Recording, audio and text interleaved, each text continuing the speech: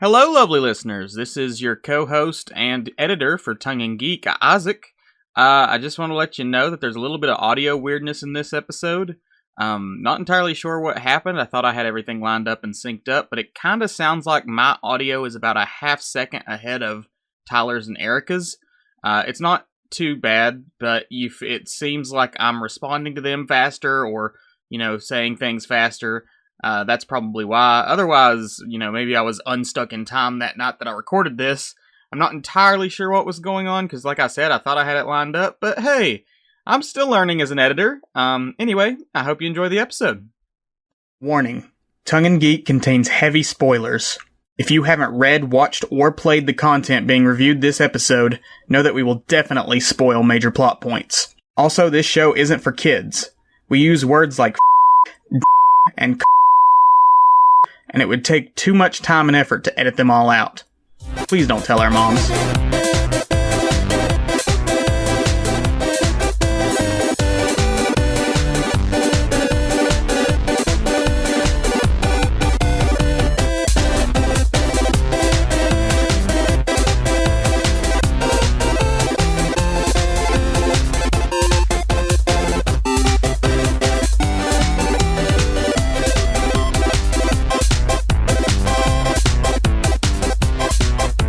Hello, lovely listeners, and welcome to Tongue in Queer, where a bi guy and his straight ally share their unsolicited opinions on all things gay. I'm Isaac.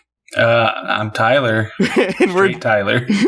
And we're joined once again by our queer friend, Erika. Say hi, Erika.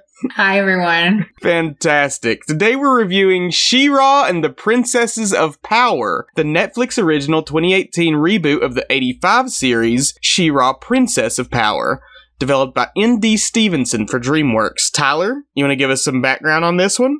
Sure. As you said, it is the reboot of the 80s series, which in itself was a spin-off of the He-Man series from the 80s.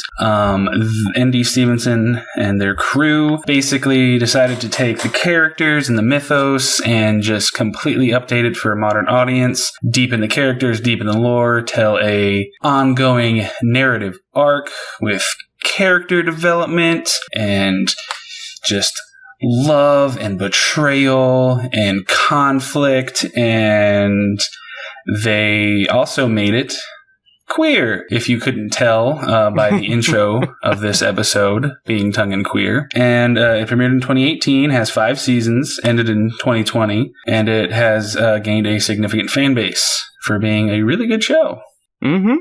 Stevenson, just to give some background on them, Stevenson is the non-binary creator of the comics Nimona and The Lumberjanes, both which are very highly critically acclaimed. She-Ra won the 2021 GLAAD Media Award for Outstanding Kids and Family Programming.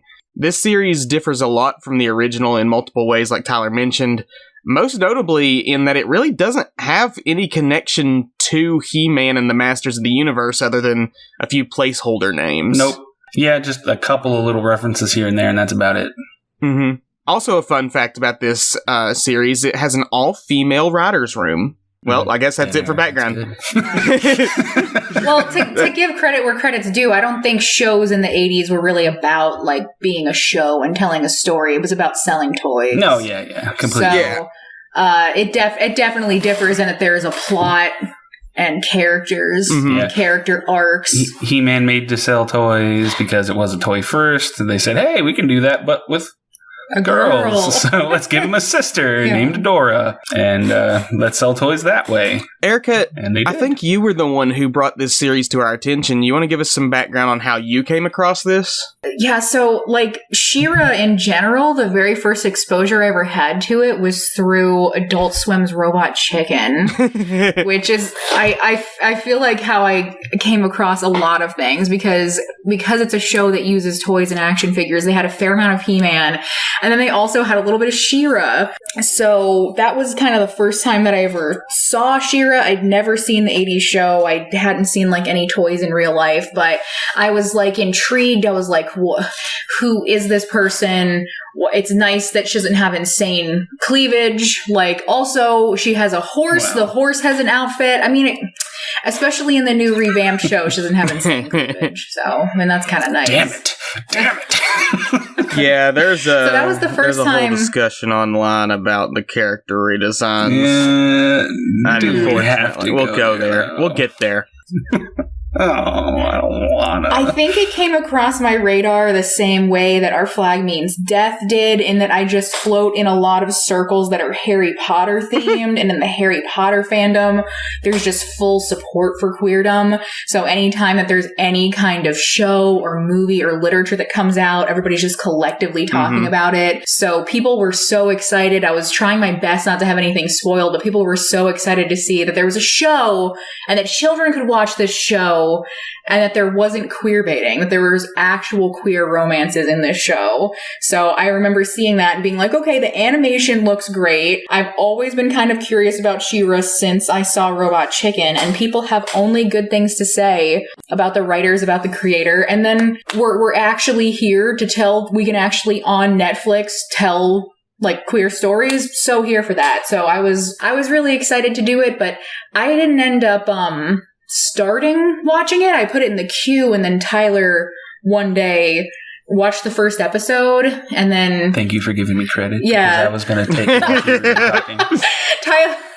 Tyler started watching the first episode, and I was like, oh, you started watching the thing. And he was like, okay, so I think you're going to really like it. So I will go back and rewatch the first episode if you'd like. And I was like, absolutely. And then from that very first episode, especially the second that we get Catra, I was just like, oh man, yep. And it was really hard not to just like marathon the whole thing. I just absolutely loved it and needed to find out what was going to happen. It had been on the back of my radar for a long time. I'd been hearing good things about it, and then you just came in and were like, you have to see this. This is a must watch. Yeah. And I'm like, okay, yeah, sure. And then I sat down. I'm like, I was yeah, really behemoth. Yeah. And the good thing about Isaac is that when we wreck him something, he'll be like, I'll get to it. And every time he says, I'll get to it, I'm like, okay, he'll watch it in maybe a couple months or something, or if he remembers to. And it'll be like 3 days later, okay, so I finished the thing that had like 30 episodes. Yeah.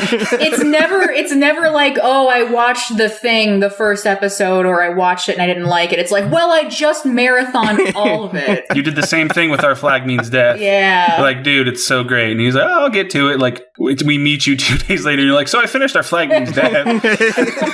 Listen, I get a free weekend. That's going to be what I do. Yeah. We were doing background. Were we doing background? I mean, I think we finished, but if you have some other background, throw it in. We're talking about our personal background. I really don't have any personal background with She-Ra. That's all I needed to say. Cool. Fun addition. I only became aware of the show. Because of the quotation marks, controversy around it. And I'm like, well, this is making me realize that I need to watch the show. So I put it in my back burner, and here we are.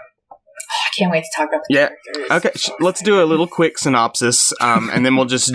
Shut up. Let's do a synopsis first. That's not how I sound, is it?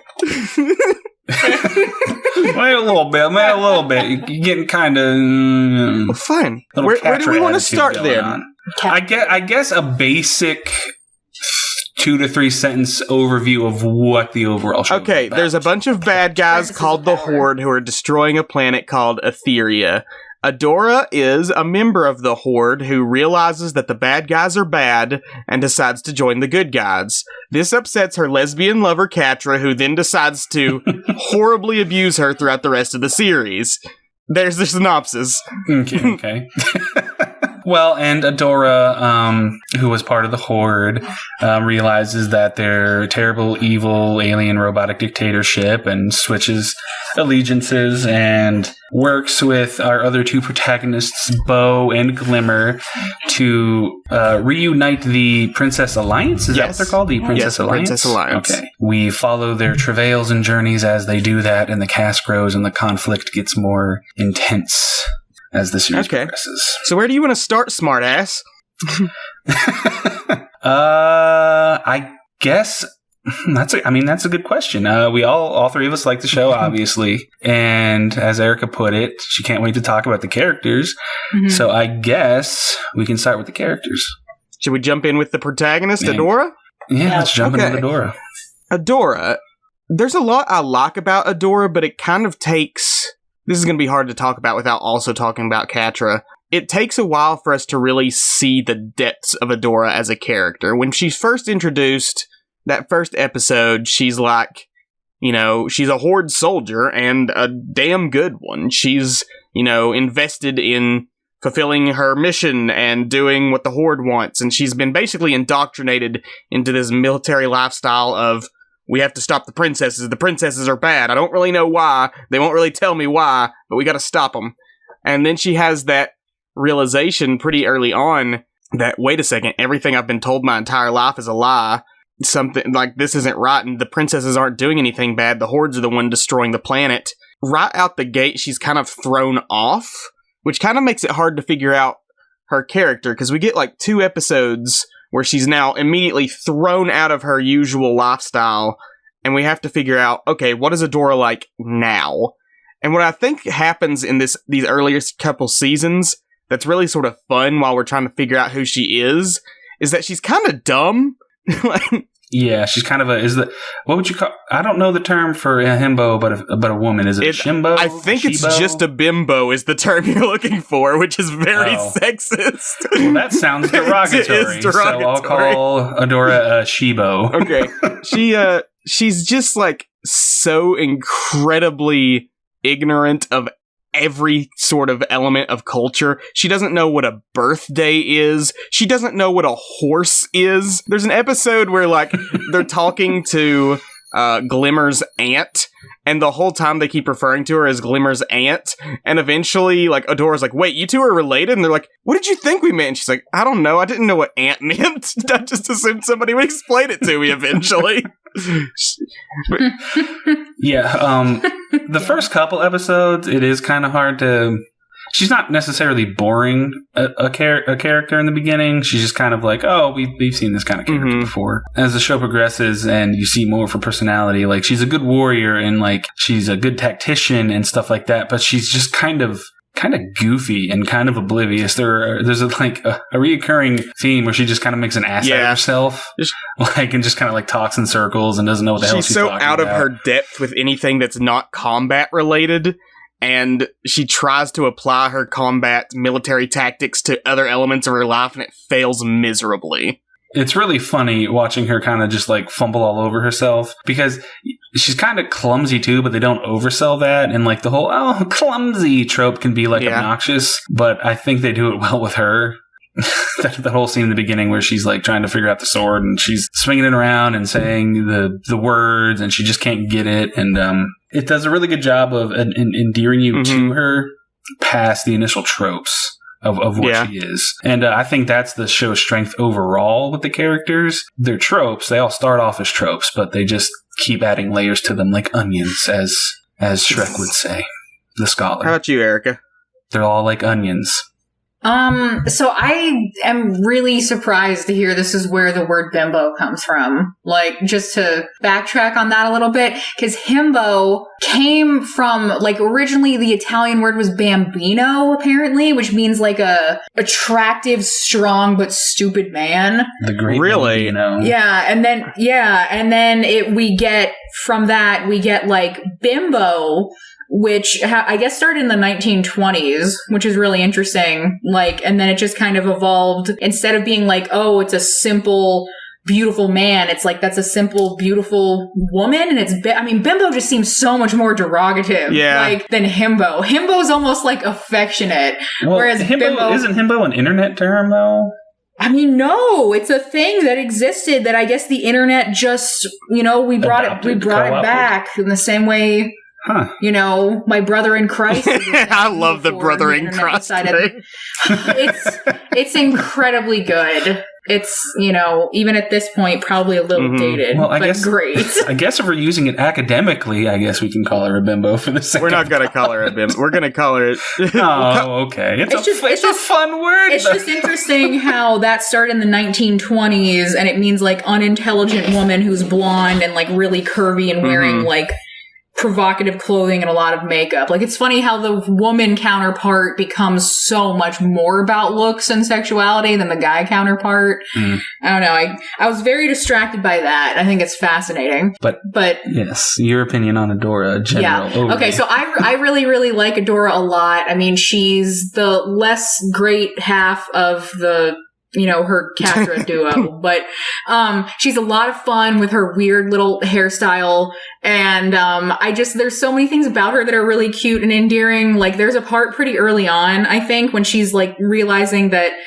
she's been lied to and indoctrinated her whole life by like, Hordak and Shadow Weaver and stuff. And she's like, what? Like, we're not the bad guys. And Glimmer's like, why do you think it's called the Evil Horde? Which I thought was really funny because in the original 80s show, when I watched it, they're exclusively called the Evil Horde. Like, they call themselves the Evil Horde. It is never just the Horde. It is very clear. They're just like, yep, we're the Evil Horde. And she's just like, what? This is brand new information.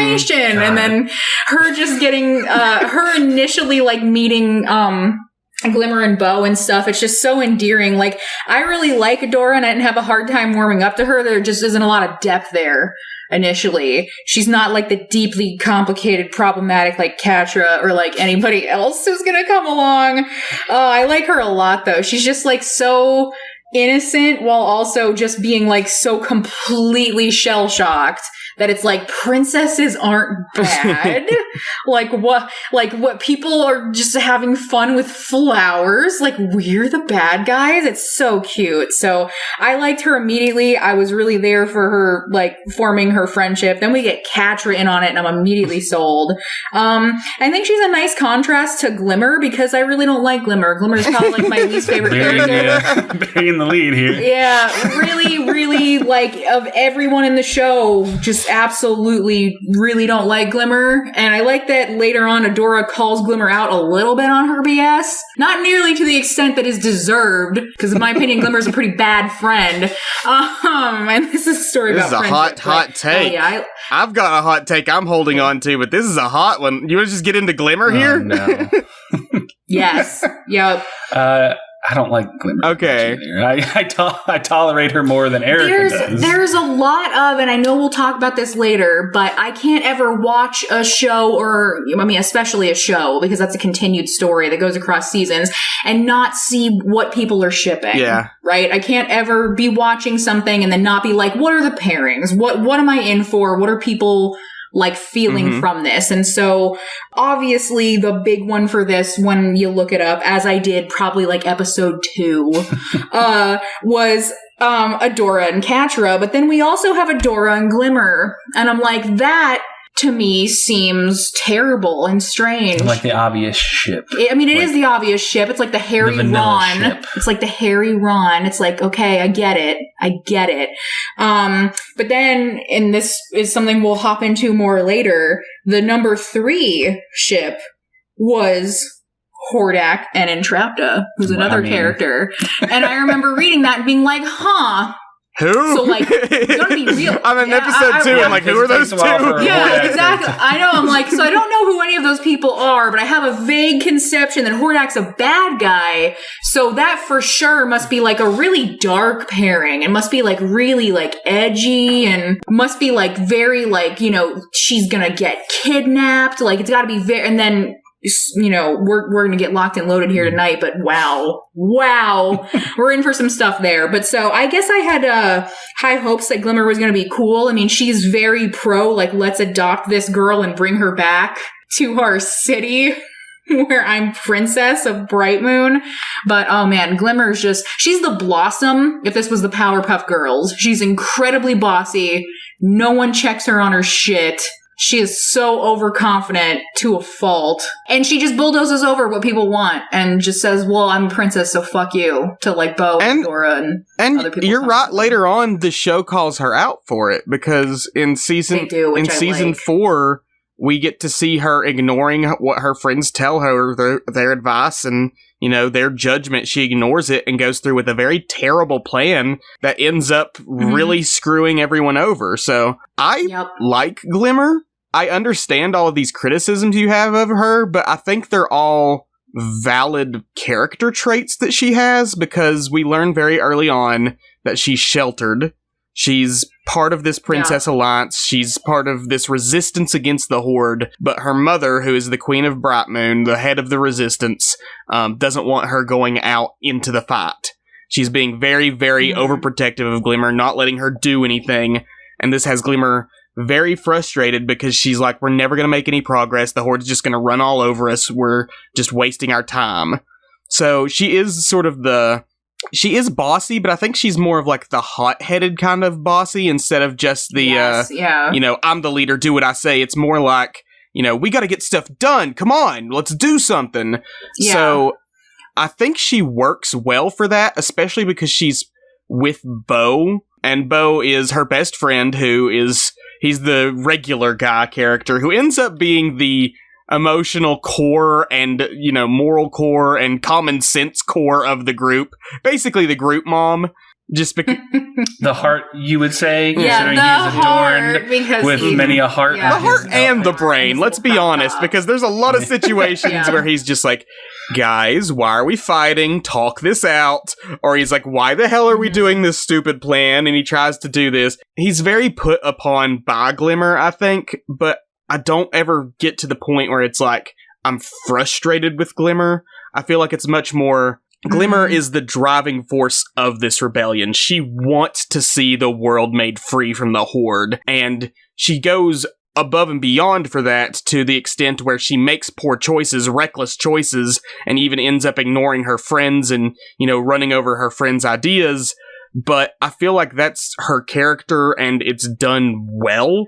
I understand how it can be a frustrating and annoying one to see from a certain perspective, but I think that's what they were going for, and they accomplished it. She's the hothead who wants to see things get done.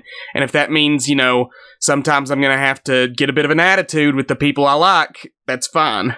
Yeah, I agree with you. That's what she's there to do. But it also, escalates to, I'll just leave someone on Beast Island to die because I don't want to personally go there, even though it's my fault that she got left behind with the evil Horde. I mean, very unforgiving of Glimmer. No, you don't. If anyone ever does anything to hurt a hair on Entrapta's head, then they're that's funny because you said you like Catra. Oh God, how'd I know that your hot take would be about Entrapta? I don't want our friendship to end today. No, not Entrapta. I love it. Entrapta's a sweet baby angel. I said Catra. Let's not get. You said if anybody hurts Entrapta, I'm like, well, that's funny because you said you like Catra. It's like, why did she end up on Beast Island in the first place, Erika? Oh, okay. We were jumping the gun there. Because she's emotionally damaged, Isaac. Well, before we jump the gun to those guys. Yes. No, but I do agree. I will mediate on Glimmer a little bit. Oh, yeah. I agree with Isaac's analysis of her character, and that's why I think I tolerate her more than Erika. Yeah. Because she needs to be there. What the strength of the show is that you really do understand why every character makes the decisions that they do. So I really understand why Glimmer makes the decisions that she does. Because one of the big themes of the show is youth inheriting war. Mm-hmm. And not knowing how to cope with it and coping with it and doing what they think is best. And of course, it's not always. Quick little aside, this is a very common trope for children's animation. I don't know why so much children animation is child soldiers fighting their parents' wars. It's all over the damn place. That's what Harry Potter. Fertile ground, I guess. Harry Potter's about. It's totally out there. Yeah. That's very true, though, because, I gotta have mad respect for, I didn't think we're doing a podcast of the whole series here, so spoilers abound, but I did not expect the show to straight up kill Glimmer's mother. Okay, the second viewing, I just realized something. They refer to her consistently as immortal. And in that scene, her death scene, which we'll talk about that whole segment later because it's a really good, it's probably my favorite season finale. She's not killed. Mm-hmm. She's put into a portal that, she can never escape from. So Queen Angela's alive. Yeah. She's just trapped in an internal prison. Trapped for eternity. Yeah. Which is better? No, it's so much quantifiably worse. Exactly. Mm-hmm. And I hate how this is going to sound, and I don't mean it to come off this way. And this is about Glimmer again. But I think a lot of the reason why I'm kind of hot and cold on her is because I don't like the voice performance, the voice acting. Why is that? I don't want to sound shallow, like she just sounds. That's a big criticism. That's you know, a lot of cartoon characters are defined by how well they're voice acted. And no shade on the actress, Karen Fukuhara. No shade on her at all. But almost everything out of her mouth always just seems so like this. And she's always just kind of has this whiny inflection. And then, it gets kind of annoying. Which I really think she's supposed to, but it is a lot. It's a lot to take, especially when Glimmer it's supposed to be very hot energy, sort of manic. Yeah. Anything else about Bo? I covered him a little bit, but like I just love Bo. He's just a sweetheart, and he knows what he's doing, and like he's out there with a bow, trying his best to like help out. Yeah, he's a lot like Sokka from Avatar, where it's like I don't have any powers, but I might be the most competent member of this group.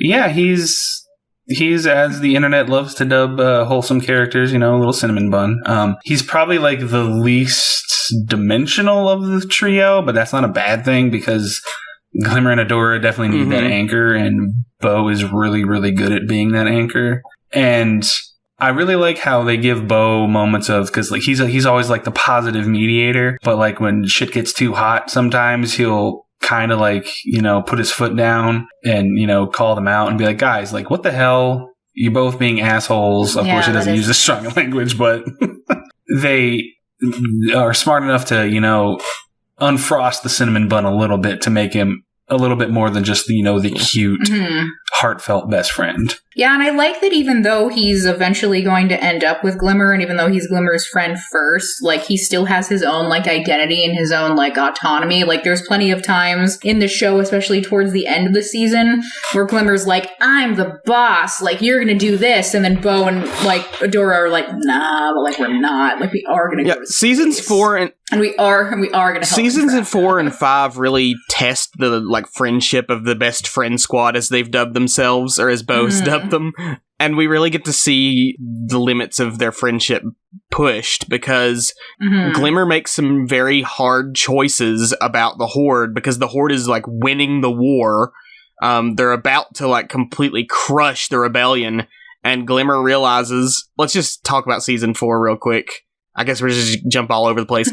In Season 4, we learn that, like, there is this enormous store of magical energy at the world's core, at the core of Etheria. And there's a big debate between Glimmer and Adora over what to do with it. Adora thinks, because she's come across a lot of different stuff, she's come across all of these different visions she's had from...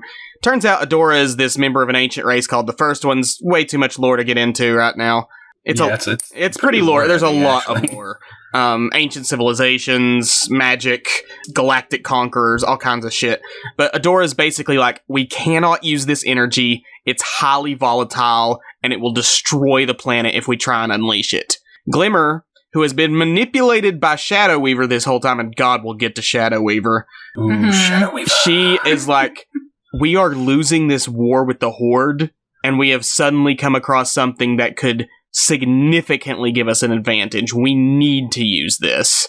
And you can see both sides. It's definitely painted as Glimmer's in the wrong and she's making the wrong choice. And she is, because Adora's right. It's a super volatile source of energy that nearly destroys everyone. But you can understand why Glimmer's wanting to use this, and her desperation to win this war, to win her mother's war, who she just lost in the previous season, pushes her to basically ignore Bo and Adora's advice and say, I'm the queen, I'm the leader of the rebellion, we're going with my plan. And it backfires horribly. It doesn't destroy the planet, but it does summon the Horde, like the real Horde, to Etheria. Then Season 5 is them trying to, you know, fix the consequences of that. And what I really appreciate about that is they take time to show how Bo and Adora don't immediately forgive Glimmer. Like, they go out of their way to try and save her after the consequences of Season 4, but there's a whole episode dedicated to Bo being like, I don't know if I've forgiven you yet. And Glimmer has to just deal with that. Yeah, and it highlights another good thing about how well the show is written overall is that it takes the time to take the bright and colorful and cheery good guys and get their hands a little dirty. Show them that, like, in something like war, the good guys are going to be compromised, even if it's, for the greater good. Of course, they don't go as far as Catra goes. Should we talk about Catra? If we talk about Catra, that's going to be the next 40 minutes. Let's do it, though. Who wants to start on Catra? I'll start because I like Catra. I like a good angsty, conflicted, hurt, traumatized villain that just like goes down the deep end and lashes out and gets redeemed. I like a good redemption arc, and I think this. I'm predicting this is where you might differ. I think she has a very good redemption arc, and I totally get the ship, and it's pretty much canon. So Catadora all the way. Catra can do whatever she wants because she's a little tiny baby kitten who was so fucking cute and got completely twisted and abused by Shadow Weaver. There's this like really funny thing that I saw that, again, spoiler to the very fucking end of the show. At like the very end of the show, as Shadow Weaver is dying, she's saying shit to Catra, and Catra's like always wanted her approval. And there was somebody who had this like amazing thing where they were like, like Shadow Weaver just going out doing her favorite thing in the world, the way she lived, just like completely like gaslighting and fucking with like with Catra's emotions. I love everything about Catra except, I don't know that she had to be a full cat, because in the 80s she was just a human who had a somewhat cat-like and she talked like this. She did, and she wore like a lot of makeup, like really crazy makeup. So it's kind of interesting that she's a cat person, but we also were gonna later have like a bunch of different. We're gonna have Scorpia and some other things. So, best girl. Can't wait. Best for Scorpia. girl. I absolutely loved just like the Scorpia like playing off of Catra and just being like this adorable, perfect, sweet little innocent person who thinks that they're friends and is not realizing she's being manipulated, and how Catra like doesn't really truly know how to do anything other than use people because she's only been used. And, I don't know, anytime you give me insight into a flawed person or a villain's, like, backstory, like their childhood, I'm so here for it. And then I have this huge thing that Isaac might remember from watching anime with me, but when they're childhood friends and they've fallen in love. Yes, you do love the childhood friend. There's nothing better than that. It's the literal fucking best. I love it so much. So I was immediately predisposed to forgive Catra for a lot of the fucked up stuff that she's gonna do. She goes pretty hard. Season really 4 was it where she makes that, like, perhaps harder than Hordak in some ways. It can be argued. It can be argued. Okay, well, that's our overview of Catra. Isaac. Catra is a phenomenal villain. She is incredibly complex, emotional, driven. She has a fascinating history with both Adora and Shadow Weaver. Her moral journey is compelling, and she should not have ended up with Adora. And the fact that Catradora is shipped is incredibly frustrating to me, because I feel that ship undermines the entire core message of this series. You hear that? You have just ignited the horde of She-Ra fans, and they're coming to you right now. I am aware. To draw inquiry. Let me say my piece. I love Catra as a character. She's fascinating. Like you said, she's been horribly, horribly abused by Shadow Weaver and the Horde.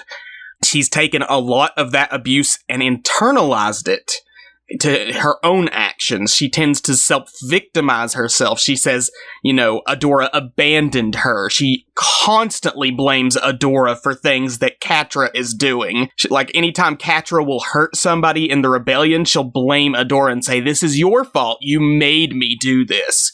She gaslights Adora. She emotionally manipulates Adora. She constantly insults Adora, calling her stupid. Tons of physical abuse. Obviously, they're enemies, but like to an extreme extent. She just toys with Adora physically. There's also, even when she's being kind to Adora, she has this intense, obsessive possessiveness. She will not let anyone else interact with Adora. She is so envious of anyone else getting any attention from Adora. And you see all of this stuff impact Adora throughout the series. Adora as a character, we talked about how she's sort of silly and fun in the first season, but like throughout the series, she has this increasingly degrading sense of self-worth to the point of being near suicidal at points. She's totally willing to throw her own life away because she's developed this martyr complex. And a big part of this is because Catra keeps saying, everything's your fault. Everything's your fault, stupid. You did this. You've ruined everyone's lives. And Adora gets this idea of like, I fucked everything up. I've got to fix this. All I do is keep hurting people. I need to throw my life away to help people. Their relationship, as fascinating and complex and complicated as it is not good or healthy by any stretch of the imagination. And I was so hype at the end of season 3, because season 3 ends with Catra literally setting off a portal that could destroy all of time and space just to spite Adora. She refused to let Adora win, so she decided to destroy all of reality in spite. And in that portal, Adora finally stands up to her. Like, Catra's torturing her, physically beating her down, and she says, all of this is your fault. And Adora finally stands up and says, no, I'm not the one who made this portal. I'm not the one who decided to stay with the Horde. You made these choices. You have to deal with it. And that's such a fuck yeah moment in the series because Adora's standing up to her abuser, and then by season 5, they fall in love? Well, they've always been. That's not love! I totally see what you're saying. I totally get what you're saying. And I really don't have anything as deep to say about it. So I will just give Erika the floor so you guys can hash it out, and I will sit back and watch. But Isaac, did you see her in the tux? Though, I mean, did you see her in the Erika, tux? I'm not denying she's. At the I don't Princess Prom? deny she has some swag. Did you see that lesbian energy though? Sexual chemistry is not enough. Okay, first off, jumping the gun here. Yeah, I mean, is it horny? Yes, we can just say out the gate. Yes. Oh yeah. Don't steal my thing. Anyway, yeah, it's very horny. Yes. I fully get where you're coming from, but I think the whole point of the series is about like the healing power of friendship, like, and about like, at the end, we're also kind of supposed to redeem Hordak, who, as bad as Catra is, has murdered how many people, like deposed how many people, and at the end, Hordak's probably dating Entrapta, and everybody's just fine and cool with it. Like, I get that there's like no nice, clean ending where it's like Catra learned everything and reflected on all her abuse and realized that she's terrible and then like went to like couples counseling with Adora and like they worked it out and then it's like we're gonna be fine and healthy. But like I think it's too deep for a show which is like a kid's show. I don't think in any way it's like glorifying abuse or like any of what's been done, because you're 100% right about Adora's self-talk and all the stuff that happens there. But I think they do like a pretty good job of showing how deeply Catra like regrets things. Like in the same way that they do that a little bit with Hordak, but with Catra we really get to see like her finally coming to understand like, oh shit, I'm the problem. And I am not gonna like hand Adora over to this space horde. Like and then she's able to like interact more with the group. Like I feel like there is a turning point where it feels believable to me like her redemption. I don't feel like it's bad. I don't feel like they're going to be together and she's going to continue to treat her like shit. I think that like you can really see based on the stuff we get from the past and then the stuff that's implied for the future. Like I can see why it's so hugely shipped and I support it. And I don't support things like 50 Shades of Grey. So I can see what they're trying to do here. There's parts even in their past and their future where you see this toxic behavior play out even while they're not enemies. There's a scene where we see a glimpse of their past where, like, Catra's hiding because she got in a fight with one of the others. I think it was Connie. And then Adora comes to, like, console her and be like, it's all right, Catra. It's okay. You can just apologize and everything will be fine. Catra scratches her across the face. And then, like, Adora runs away from Adora.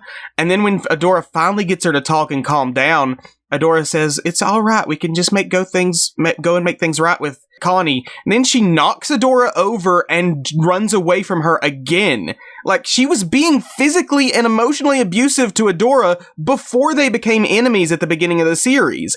And then at the end of the series, during her redemption, we still see elements of her toxic behavior existing. Whenever Adora realizes that I have to go save the world, I have to make sure that we're going to be able to win against the Horde, Catra gets super self-victimizing. She's like, you're abandoning me again. You're abandoning me. How can you do this? What do you want, Adora? It's so toxic. Adora didn't abandon Catra at the beginning of the series. Adora explicitly told Catra, I've realized what's happening with the Horde. All of this is so wrong. Please, Catra, come with me. And Catra said no. And then she continued to say no, and then made it her life's goal to kill and destroy Adora.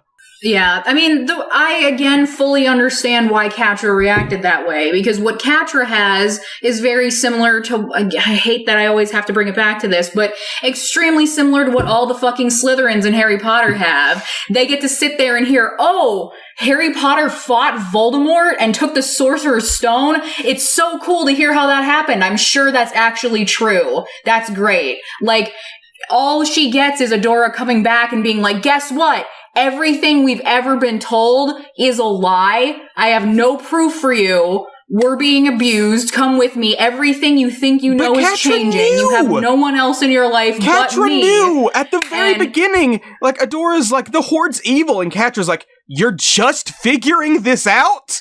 Like, she literally tells Catra, like she's like, Adora, we've been abused our entire lives. You're just now figuring out that we're the bad guys. Yeah, but I don't think that, like, negates the point that it's changing the status quo, and she's just supposed to get on board with it. I didn't want her to get on board with it. Like, I love her character arc, but it should not have ended with her and Adora in a romantic relationship, because it undermines this core theme throughout the series of the internalization and coping with trauma and abuse. There's so many cycles of abuse and trauma throughout this series. Shadow Weaver abuses Catra. Hordak abuses Shadow Weaver. And Horde Prime abused Hordak. It's a different kind of abuse. It's all different forms of abuse that were, like, internalized and changed the way that these people act and interact with each other. And Adora's the first one to step away and be like, no, I'm not going to be as bad as the person who hurt me. And instead of us, like, being like, fuck yeah, Adora, you go, girl, get, like, you know, people who are good for you, you know, spend time with the people who love you, like Glimmer and Bo, and who treat you well, at least in general. We get Catra and her get shipped together? The person who has completely destroyed her sense of self? Who has tried to kill her and her friends on multiple occasions, who has left her to die on multiple occasions and has become this horribly gaslighting, self-victimizing monster, we're gonna let her hook up with her abused victim? That's so fucked! Let me see here. Again, all valid points.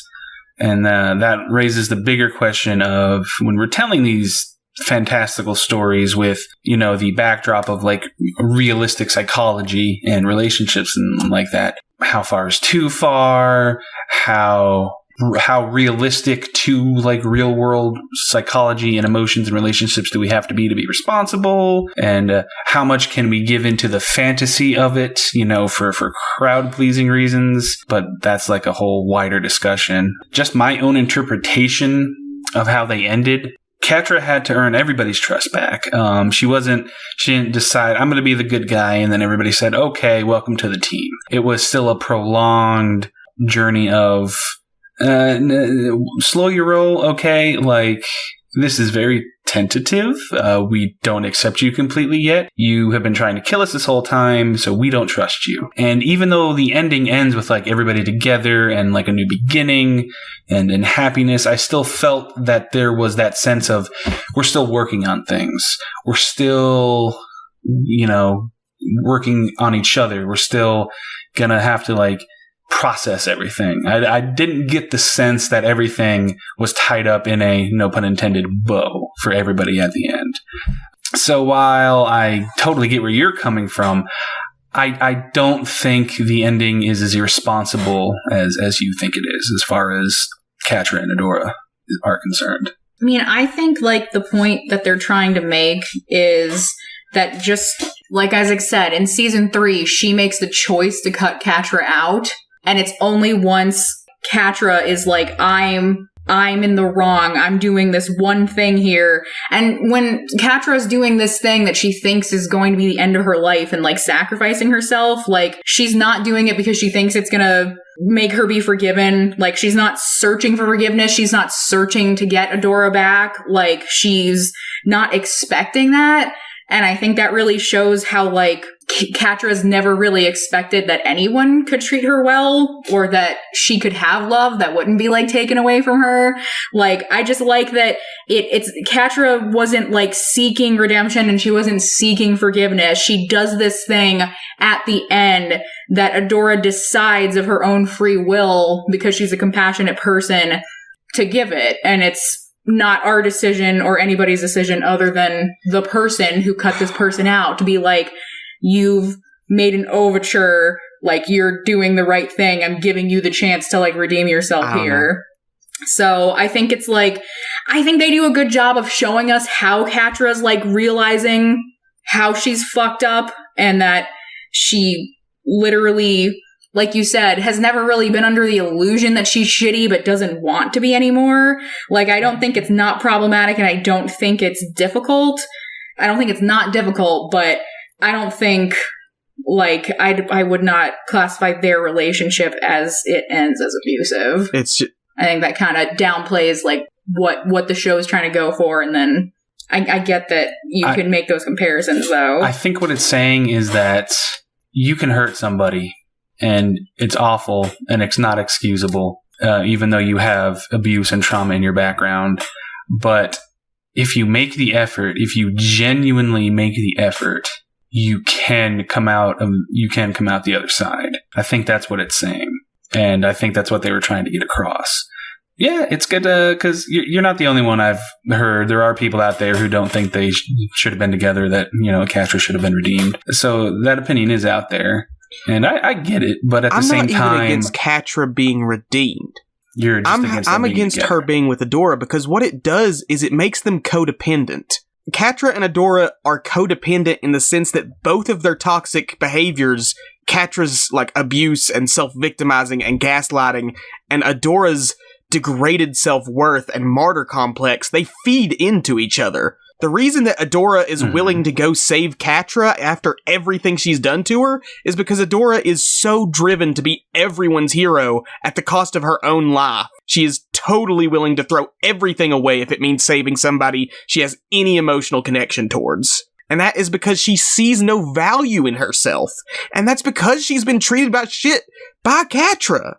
This show does so well throughout the rest of the runtime to explore the impact that abuse and trauma have on people, especially within Catra's story. But for it to end with this message of Catra really loved Adora all along, and every horrible thing she did to her was out of a misguided sense of love, that's a horrible message. I don't think that's the point they're trying to make, though. Yeah, I don't think it's saying that she did all this out of misguided love. I think she loves Adora and she's doing these horrible things, not she loves Adora and like because she's doing these horrible things, or she's doing these horrible things because she loves Adora. I think they're separate. I mean, they can't be completely separate. They can't be separate at all. Because so much if she really loved Adora, she wouldn't literally be trying to murder her through multiple seasons. Yes, but... Look, the explanations for Catra's horrible behavior are not excuses. I understand why Catra does everything she does, and I'm totally on board with her arc. But she should not have ended up with her victim, because it completely neglects Adora's happiness in order to give Catra a happily ever after.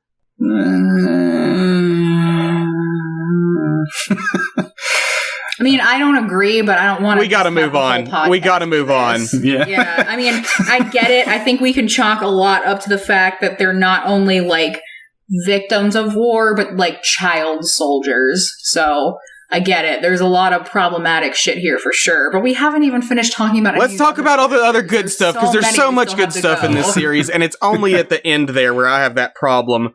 Okay. Let's talk about Entrapta, a character we all love. Okay, Entrapta. The bean to sweet end little all baby bean. I knew she was one of the fan favorites going in, but I didn't know why. First episode she's introduced, totally understood why. She's just a really good addition to the cast, and like the writers knew exactly what to do with her the entire time. It's really awesome having this character who, and correct me if I'm wrong, I don't know if the writers confirmed that they wrote her to specifically be neurodivergent, but she has gotten a lot of fans from the neurodivergent community. It's really cool having this character who has no malice in her heart, no ill will, but she's so hyper focused on her one thing, which is technology, that she just doesn't grasp the right and wrong of the war, of the Horde versus the princesses. When she gets separated from the good guys and is taken in by the Horde, like that's when the show really takes off, I think. That's when it gets real juicy and real meaty, because you see how, people use her, and she just doesn't understand it because she gets the quick interjection. Stevenson did confirm Entrapta to be on the autism spectrum. Okay. Which makes sense, because if she's like neuroatypical, then, it makes even more sense that she's just like, I'm just playing with my gadgets. This isn't about right and wrong. This is just me and science. And here's the thing. She's not amoral. She's not completely against human relationships and the impact that her choices have made. It's just that she gets so caught up in her pursuit of science that she kind of loses sight of what she's doing. Because there's multiple points where she will actually set aside her own needs for others. During the season 3 finale with the portal, she's the one who creates the portal, and she realizes through her analysis that this isn't going to do what we think it's going to do. It's going to tear apart space and time. We have to stop this. Even though I really kind of want to see what happens, we've got to stop. Later on in season 5, all the other princesses sort of call her out as you betrayed us, you're a traitor, and you don't care about anybody else but yourself. And she totally points out that I'm just not good with people. I'm good with machines, and I hoped that if I was good enough with machines and I could help you all out, you'd like me. And it's so just heartwarming and sad, because she's such a fun character. She's the sort of bumbling genius trope, where she's so caught up in, like we said, her science and everything, that she loses sight of the bigger picture. But she's so just heartwarming, because you see, she wants to be accepted and liked by everyone else. She wants to have friends. She's just having trouble communicating with them. And then for somebody who's so bad at talking to people, in season 3, she's gonna literally give a pep talk to the villain who's gonna fucking fall in love with her. This whole thing is just about people being touch starved and praise and emotion starved. Because Entrapta, who, clearly, like you said, it's really cool to hear she's confirmed on the spectrum. She has she wants to observe the party and study it. She doesn't want to be a part of it. She doesn't even have it in her to resent that her friends just left her there and never came back. Just completely wrote off like, oh, I guess Entrapta fell behind and is dead. Oh well. Like, doesn't even fuck Catra for lying to her that they left her there. I'm like, no, don't you lie to Entrapta. She'll believe you. Catra's just demonstrating again her fucking amazing. I learned this from Shadow Weaver manipulativeness, just playing Entrapta like a fiddle to get her to do all these things.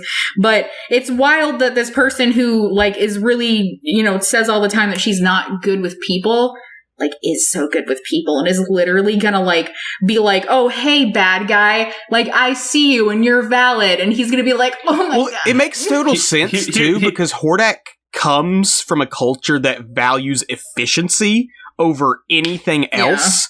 So for him to meet someone who is super highly intelligent and super focused on like achieving things, who then also sort of gently moves him into, hey, I know that we're all focused on this science stuff, but maybe we should also think about the way that our actions affect each other and ourselves and our own sense of self-worth.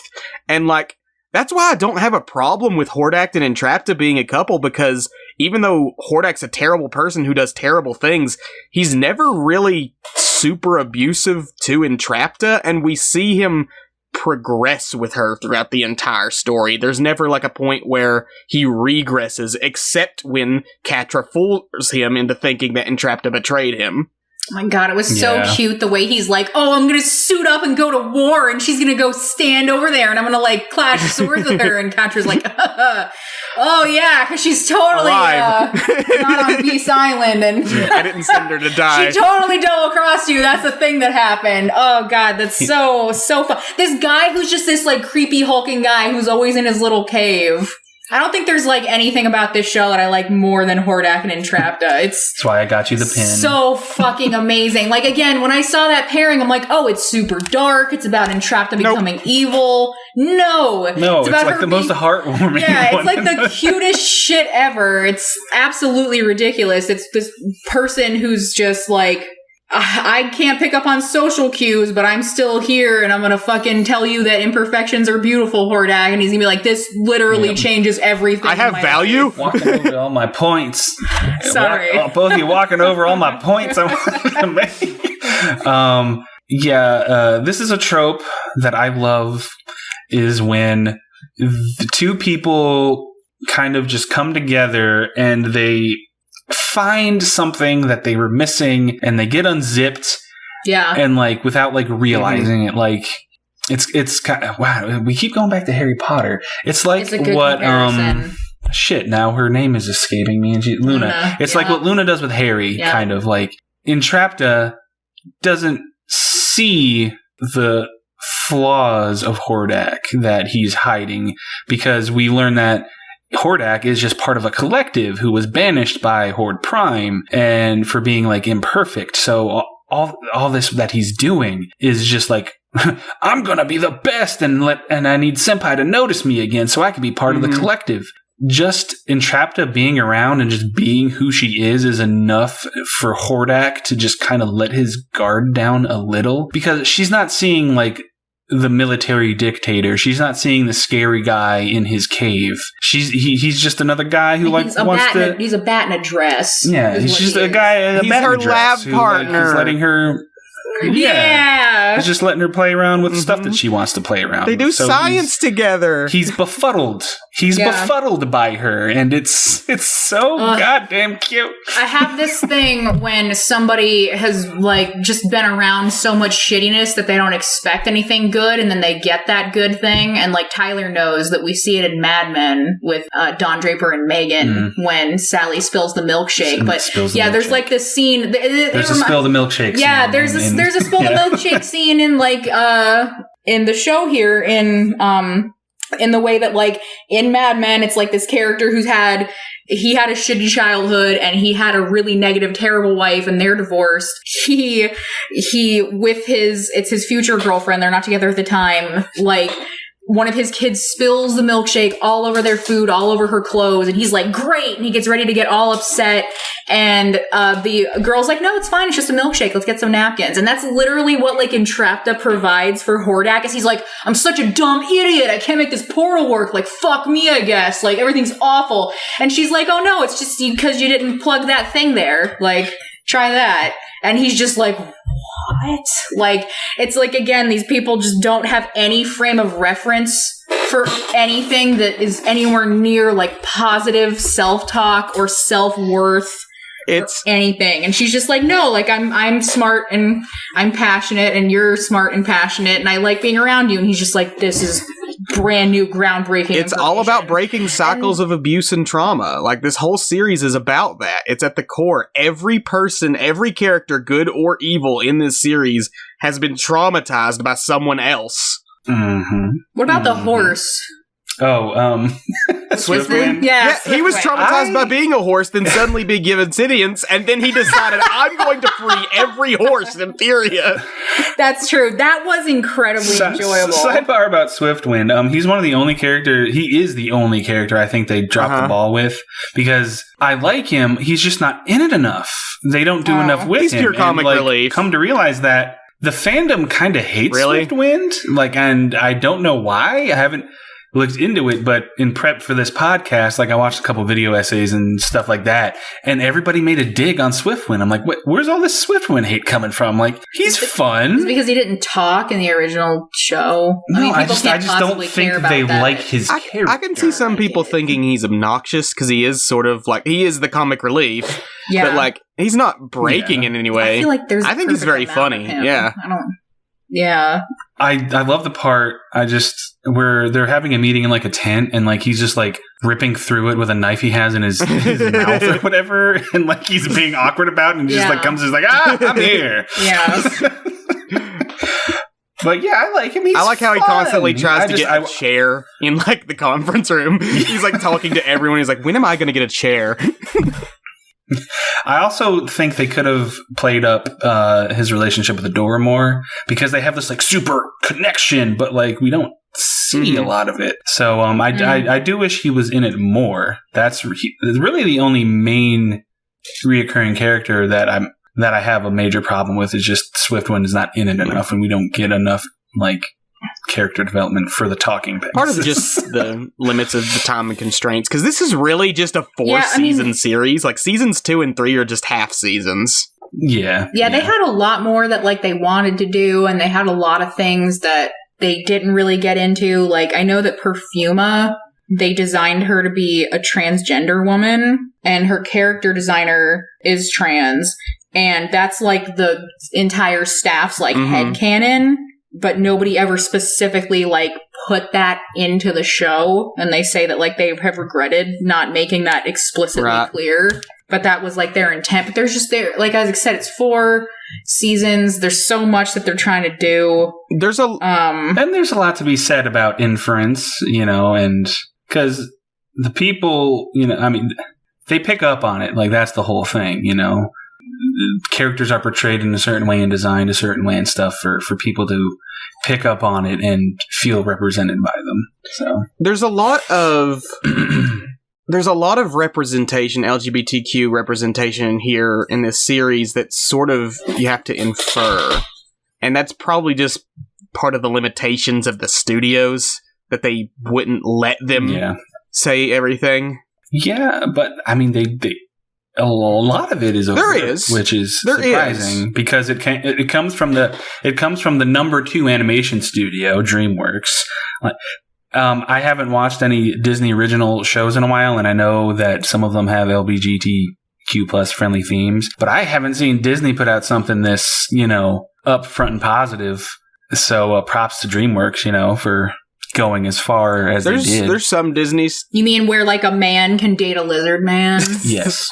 Was that made canon? The 3 of them are polyamorous? Yes. There's a lot of stuff that was just confirmed in tweets and stuff. And that's sort of frustrating, because that feels sort of Harry Potter, afterthought stuff. Mm-hmm. But that the creators probably had these plans all along and had executives breathe down their throats you can't do that. Yeah. Because Catra and Adora's whole relationship, only comes to a head in the final season as romantic.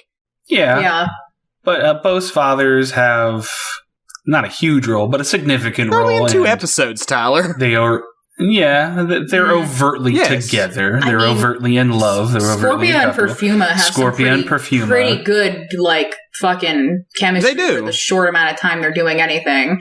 There was also, like, a joke among all the creators that they were getting really stressed as, like, the end of the show was coming up because they had so much they wanted to do. They didn't know how they wanted to end it. They had wanted there to be, like, a season 2 or, like, a continuation of the series, and I think they'd also talked about maybe making a comic, but, like, that has never come to pass, and so they had all joked, like, mass wedding. It ends with literally everybody getting married, and they actually drew sketches for it, and it's amazing. Like, Lonnie and Kyle and Rogelio are all getting married, and then we've got, like, also canonically, Hordak only wears dresses. So, that's, like, confirmed by, like, the creators and all of their fan art. Like, he only wears dresses. So we got a lot of inference, like you said, that... And that's not they actually confirm as canon. And I get it's somehow less annoying because they're not pretending to be woke absolutely. like J.K. Rowling is coming out of the fucking woods.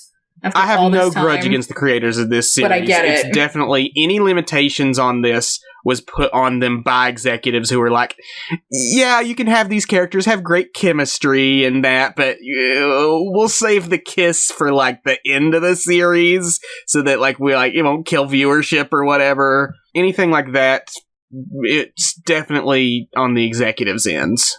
Mm-hmm. What, is there... Anything else on Entrapta before? Well, I do really like. I can't just get over Entrapta being enough to, like, shock a horde.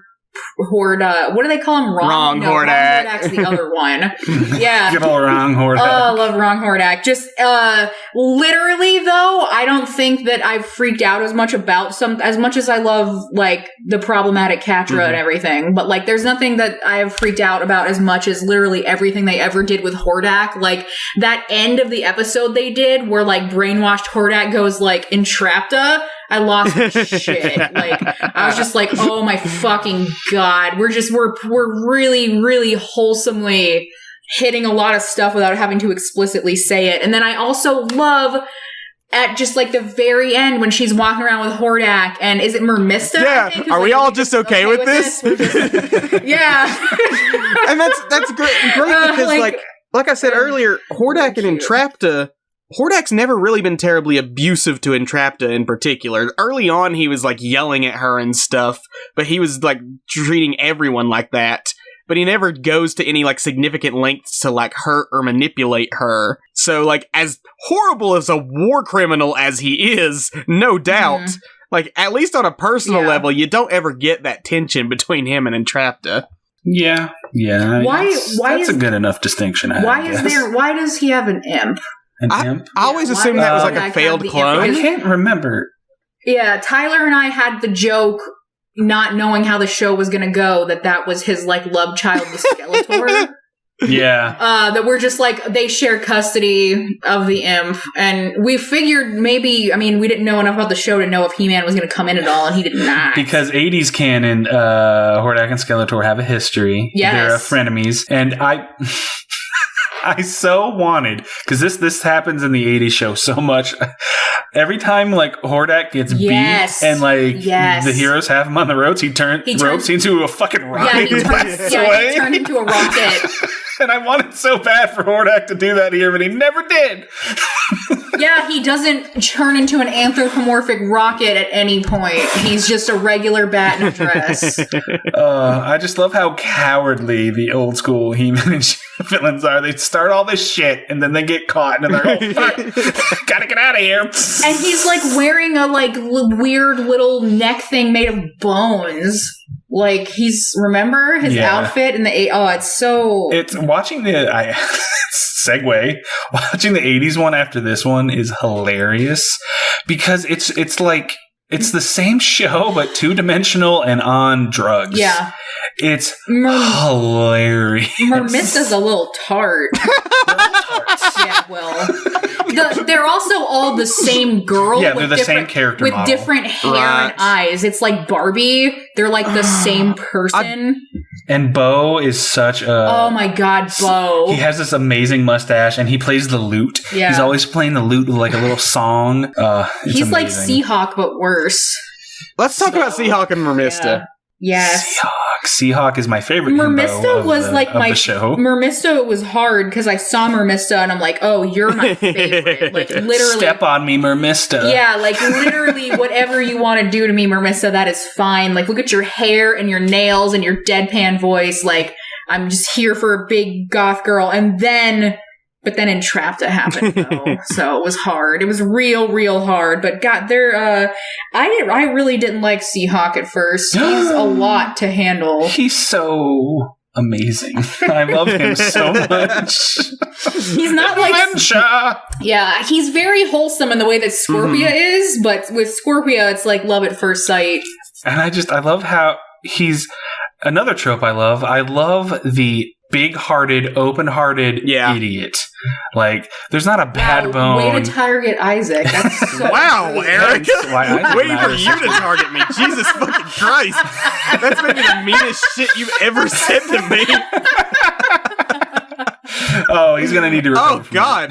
That was for Catra, wasn't it? It was. Oh, God. I felt that split me open. It was the claws came out.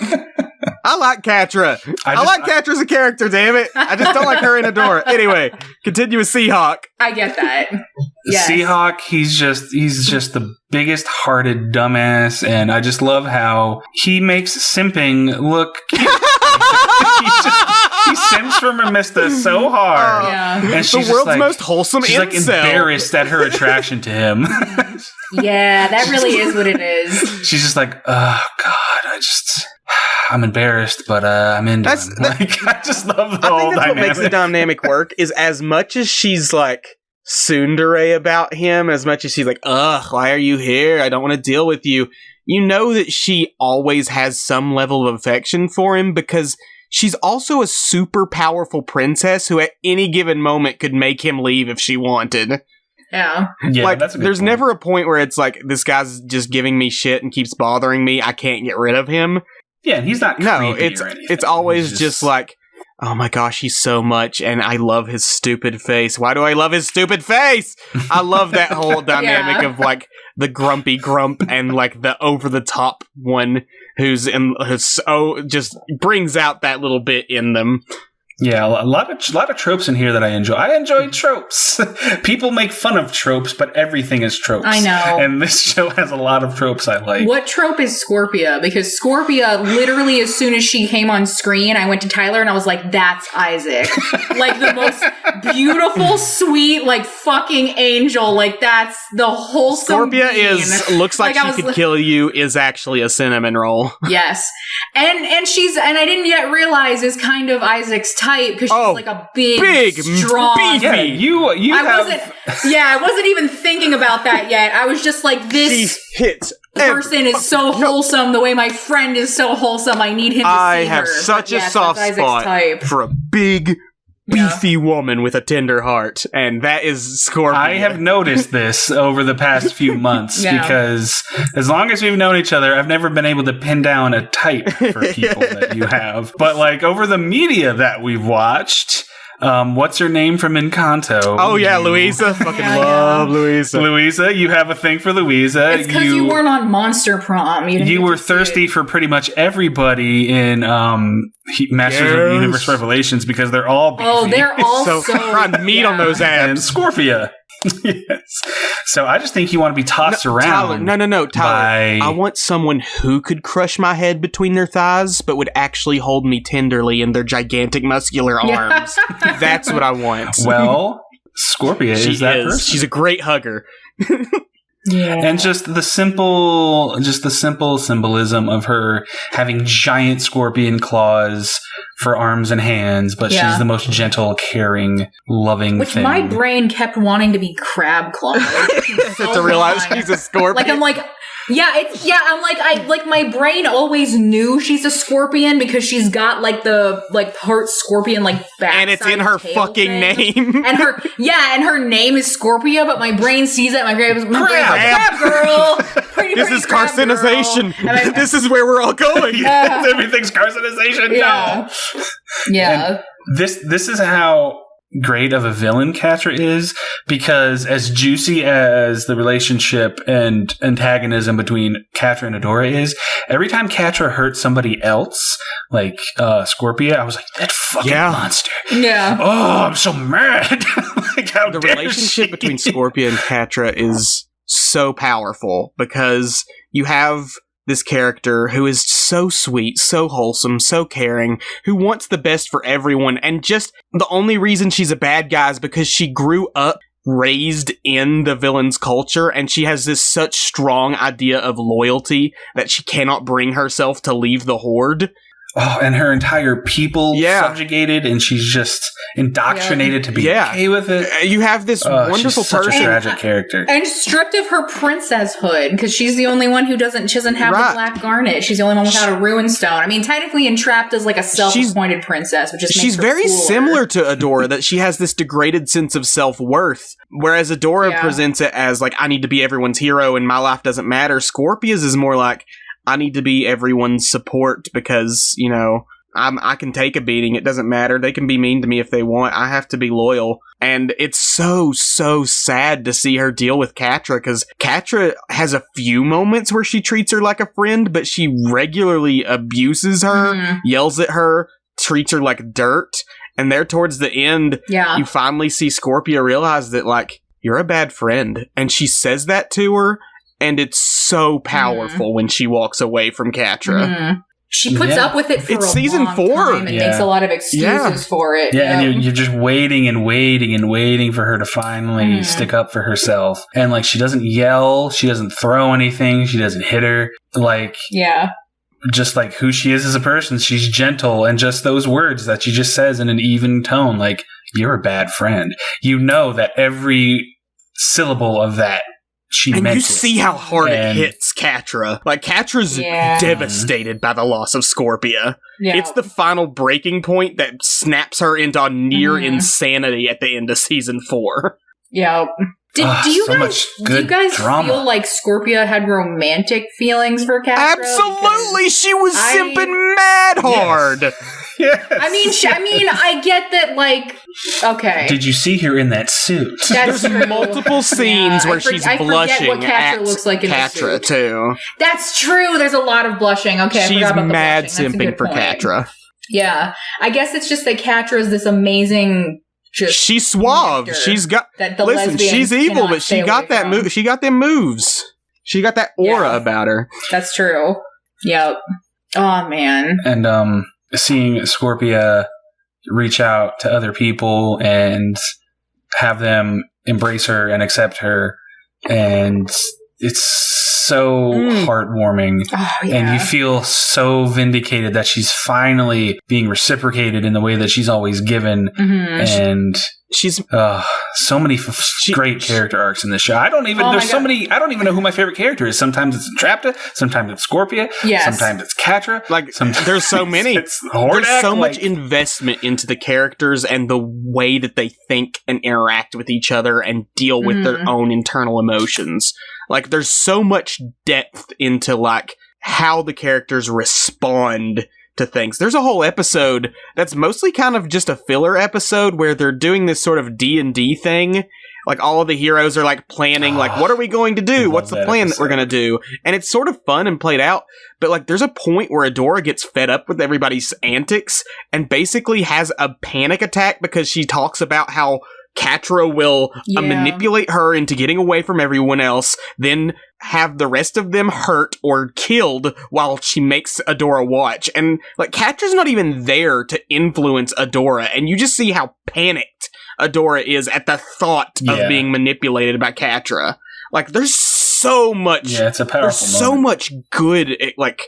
examination of the way we're treated impacts the way we see the world, and all of the negative hurts the way we see the world, and any little ounce of good can help bring us back and heal us.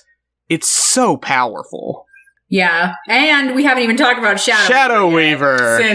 Since you're saying that, but I did just have to mention, like, for sure, Scorpia, because I already from, like, as soon as I started watching it, I was like, I need Isaac to see this show. And then a character that I feel like pretty much encompasses high praise walked onto the screen, and I was like, most precious person alive. I was like, I know Isaac's gonna love her, and I didn't even make the connection with the fact that she's just so swole and so sexy. It was just like her good heart, because she's just truly wants to be stepped on. Yeah. No, I don't want to be stepped on. But, I want like, the potential to be stepped on. The potential for stepping. Yes, I'm sorry. But actual cradling. I'm sorry for misunderstanding your But case. I want to feel safe in those arms, Tyler. And the other thing is like, she's really the only person in the Horde. I mean, she's the same level as Catra as far as they're both like Force captains. But at no point is she like, she's really just genuinely like such a positive, good person. Like, it's weird how and it's never like annoying or cloying or feels like too sticky sweet. Well, if you're Catra, it is, but that's because you can't feel genuine emotions because your life is a fart. A big fart. Yeah. Everybody's life is a fart. This is a show of everybody's life being a fart and how you deal with the smell. Yeah. It really makes me wonder, and there's like some fan fictions that have explored it and stuff that I've not gotten into, but I would love to see, like, it really seems like what must have happened is that Hordak came down with his ship or whatever and landed in Etheria. Obviously in Etheria, but like where? Fright Zone. Oh, the Fright Zone. Right, the Fright Zone. It wasn't called that yet, though. Maybe it was. Maybe the Scorpions were always like, we just have bad naming conventions. Why is everyone afraid of us? Right, but it seems like he came down. He probably had superior technology, and he was like, "Hey, you bitches are gonna give me your shit," and they're like, all right, like, I mean, we can't really go up against you. Here's the Black Garnet, like, have that. Like, it's just really interesting to think about the stuff that Scorpia must have seen to set the stage for this. And also she must have had a very different upbringing because and I think that's maybe possibly why she's more emotionally stable, because she clearly has like parents and grandparents. They were the ones raising her, even if they were also slaves to Hordak. It wasn't Shadow Weaver, who I guess we got to talk about next, because what a amazing piece of work Shadow Weaver. Love to hate Shadow Weaver might be the only truly irredeemable character in this series, aside from Horde Prime himself. Like, she's even over Catra. She's my favorite villain of the show because she's just so manipulative, and she knows how to pull the right strings all the time, and up to the very last moment her allegiance never feels sincere. It always feels to the very last moment that she's doing what she's doing for her own power benefit. She's so obsessed to get what she wants.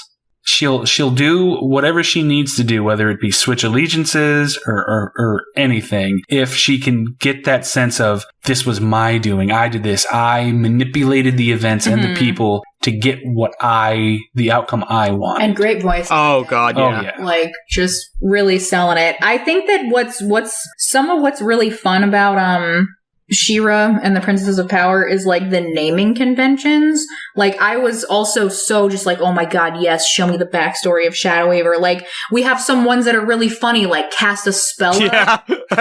And so funny. What's that? Netassa, right? yeah. Netassa. We got some really funny ones. And all from the original. Yeah, so they exactly. kept all the So they're all Lorraine real Toussaint canon. is the name of the voice actress for Shadow Weaver. Okay. I really Madame. like how we get Shadow Weaver's like backstory, and then like we get to see how like going from the name Light Spinner to Shadow Weaver. That's just so metal. I love it. It's so classic fantasy. It is. It really is. Out of all these characters that are so like complex in the way that they go, she is totally just that trope of the manipulative dark one who's in it for power, who is corrupted by power, and like having one person in this series that is unproblematically evil, someone who you can like hate without question, it should undermine all of these themes of like everybody's been traumatized, everybody's had these things, but it's really more like, yeah, we can all look at Shadow Weaver and say that's evil. Yeah. And these other characters who have been horribly traumatized and are doing bad things are also evil, but at least they have the potential to become good. Yes. I think it does a really good job of like highlighting all of that, because like the way she treated Adora versus the way she treated Catra is really classic like abusive parent, because there's like the golden child and then the black sheep. It's like the actual like terminology. It's like you pit them against each other, and also you know, it's just a very normal dynamic in toxic families. So that's very realistic. And I love how Shadow Weaver ends up on their side, and Adora's like, nope, she's shitty and evil, and everybody's like, oh no, but what if she's good now?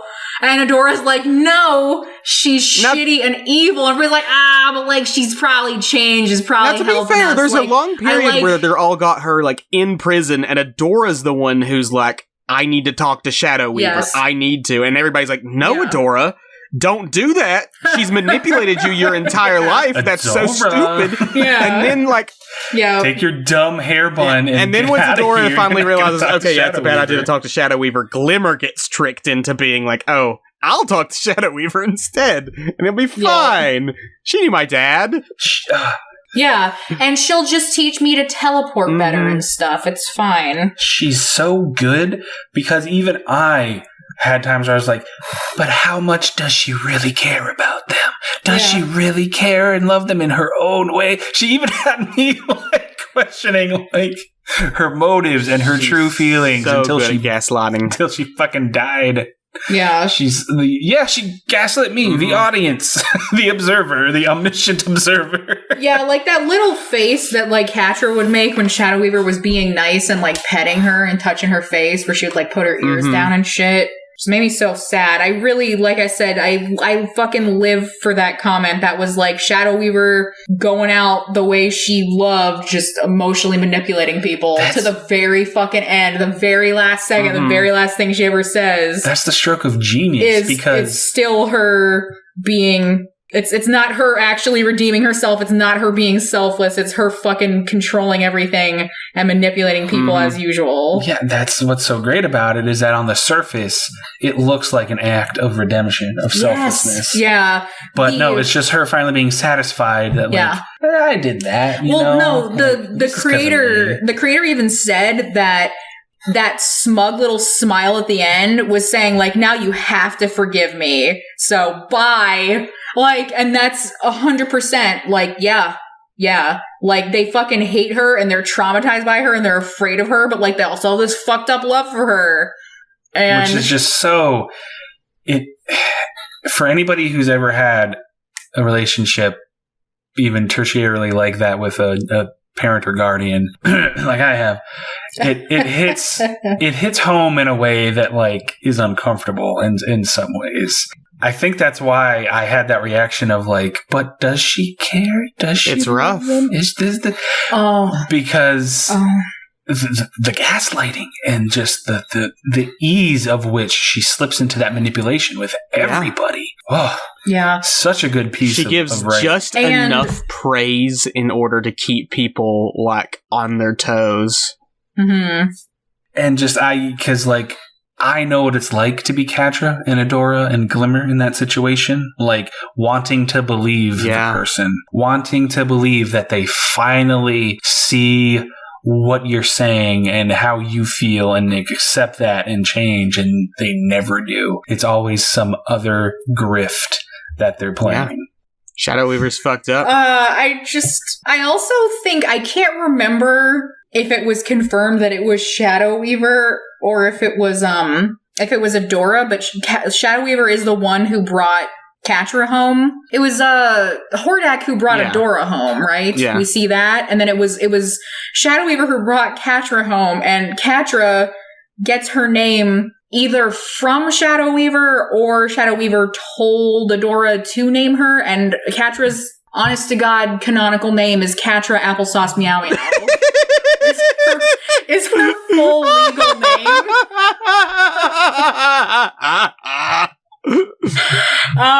So that's 100% her first, middle, and last name. Why didn't they have Adora yell out her full Just name to at one piss point? her Like, because she's in trouble. Yeah, When capital applesauce, meow meow, you get over here right now. Yeah. So the creators and everybody has made a lot of jokes that, like, you know, they're going to get married and it's going to be like, do you know, Catra, applesauce, meow meow. People are like, wait, what? Wait, stop the wedding. That's totally What? Adora had to have named her. I think so. Yeah, I think like she was probably found in a cardboard box. Yeah. and Adora was Can like, we keep that it? looks like an applesauce. Yeah, exactly. Yeah, I think that's probably what happened. But just like the point, I had to just say her name while we're doing the show. But I love that Shadow Weaver is like behind everything. Like, she for sure saw the opportunity with Catra. It was like, oh yeah, no one gives a shit about this someday gonna look hot in a tuxedo, like half cat, half girl person. Gonna abuse the shit out of this. Any other character? Sorry. I also really like, because like Isaac was saying, it's like old school fantasy. I love the whole like, I crave power above all else to the point where it affects me physically to my own detriment. It's really like, you know, I'll rip my soul apart with Horcruxes until I'm a very fucked up, HP. you know, noseless motherfucker. And it drives me crazy that, like, almost nobody in the Harry Potter fandom likes to remember that Voldemort started out as a regular-ass guy. Even the cursed child forgets, which is really concerning to me. Even the cursed child forgets that when Voldemort was walking up to the Potter's house, he still mostly looked like a human man. It's only later that he's so fucked up that he's a snake man, person. yeah. I love that we get to see that with Shadow Weaver, like that we get to see like the little cracks in her mask and she's messed up under there, but we saw her and she was light spinner and she was cute and everything was fine. And I'm just like, ooh, I like this, like, it reflects the darkness within bullshit. Yeah. I'm here for it. It's very episode 3 Star Wars. A lot of comparisons I'm throwing out here. But everything about Shadow Weaver is great. Anytime she was there, I was like, give it to me. She's like, Catra, I'm here being captive now by Hordak. Like, you shouldn't feel bad for me, but like, feel bad for me. I'm the prisoner, yet somehow I'm gonna completely spin this and twist the reins. You mean weave it? Ooh, shit. Yeah. Anytime that they're just ever doing anything with, and it's great because, like, again, what is Hordak doing? Hordak's mostly just fucking around. Yeah, in Hordak his lab. really doesn't command any of the forces. He's being a bat in a dress in his lab. He's yelling at people. He's hanging out with his little baby. But he's not like orchestrating things. He's like, he's waiting for Entrapta, which he doesn't know yet. He just knows he's waiting for her for something. Yeah. He's mostly just like yelling at Shadow Weaver for her to do things, and then she's orchestrating like everything until he replaces her with Catra. Which is a great way to segue into Horde Prime, because Hordak learned that sort of behavior from Horde Prime. Mm-hmm. His idea of a leader is someone who stays in one spot and delegates everything to everyone else and never has to do anything themselves. Because Horde Prime is this entity that has cloned himself for thousands of years and taken over all of the known universe. His whole deal is this very, like, sort of religious sect feel, like it's a cult. Mm-hmm. It is very culty. And I also don't know if you're aware of the name of Horde Prime's ship, but his ship is the Velvet Glove. What? Oof. So, what? Yes, that's the name of... That's kind of horny in and of itself. That's the name of his flagship that they're on the whole time, is the Velvet Glove. Like, everything about his aesthetic with his, like, white, dreadlocky, tubey hair thing, green eyes, very fun. He conquers, but like velvet, smoothly. Mm-hmm. How? Because all creatures, no matter how small, have a place in the service of Horde Prime. He's very, again, just like irredeemably evil, but in a fun way. Yeah. And we see this, like, we see everything that's wrong with Hordak, and we understand how it would have come to be in the way that he's treated about Horde Prime. Because Horde Prime is totally this entity that's only interested in how people can be useful to him. And he's very polite and he's very, like, he tries to present himself as this civilized being, but underneath it all is this total malice of, I only care for you if you have value to me. Yeah. And I like the visual dichotomy between Horde Prime and Hordak, because Hordak, who we assume and are led to believe is like the huge big bad for half the series, I guess. It's typically like red skies, dark castles, dank, drippy. But then we get to Horde Prime and it's all gleaming white and shiny and clean and glass. And I just, I like the visual distinction between the two, because Horde Prime is efficient and he knows what he's doing, and he's not all scarred up, and he doesn't have any mental hang-ups or afflictions or anything. He's all like ego. That. Yes, so visually everything's just pristine, whereas Horde Prime, he's got all that angst, so everything's dark and gloomy and dank and bat in his cave. Did Hordak come out looking that different, or did he edgy style dye his hair and stuff? Hordak? No. I mean, yeah. No, he came out defective. Did he come out? Yeah, he came out like that, fucked up looking, and then he was just, Horde Prime was like, "Oh shit, you've got red teeth, not green." Like, what's hilarious is that Horde Prime, as an entity that's all consumed with this idea of perfection, his face is asymmetrical. Mm-hmm. That's an interesting choice, because he's got three eyes on one side, and he's got one eye on the other. And it's interesting that, this being who's so consumed with perfection is just immediately asymmetrical. That's just a cool design choice. And he doesn't try to hide it either, which is interesting. So you could say that his obsession with perfection and homogeny is, so, ingrained in his psyche that he doesn't realize he might be doing that as an outward show of I need things to be perfect. He doesn't even process that it maybe comes from self-image. Yeah. But it does, because he's just that far gone. It really has to be a choice, because in the same way, he's all when he sees Hordak, he's you gave yourself a name, ugh, little brother, you're there's no room for individuality in. Yeah, exactly. But at the same time, he takes Hordak away and wipes his mind clean and fixes his body. He does that super quickly, so it's you could have done that to begin with instead of just literally disposing of this thing. It's so cool to see how he's just immediately, it's just so egotistical and so callous. It's this didn't come out right. I could spend a hot second fixing it, but no. And I feel that it's says so much about how Hordak sees himself. There's a lot of intentional religious allegory here, specifically with evangelical Christianity. Stevenson's on. Yeah, I read a lot. Stevenson's actually on record as saying this was Horde Prime was influenced partly by their religious trauma that they had. That makes sense. And the whole wiping them out, it's done in a literal baptism.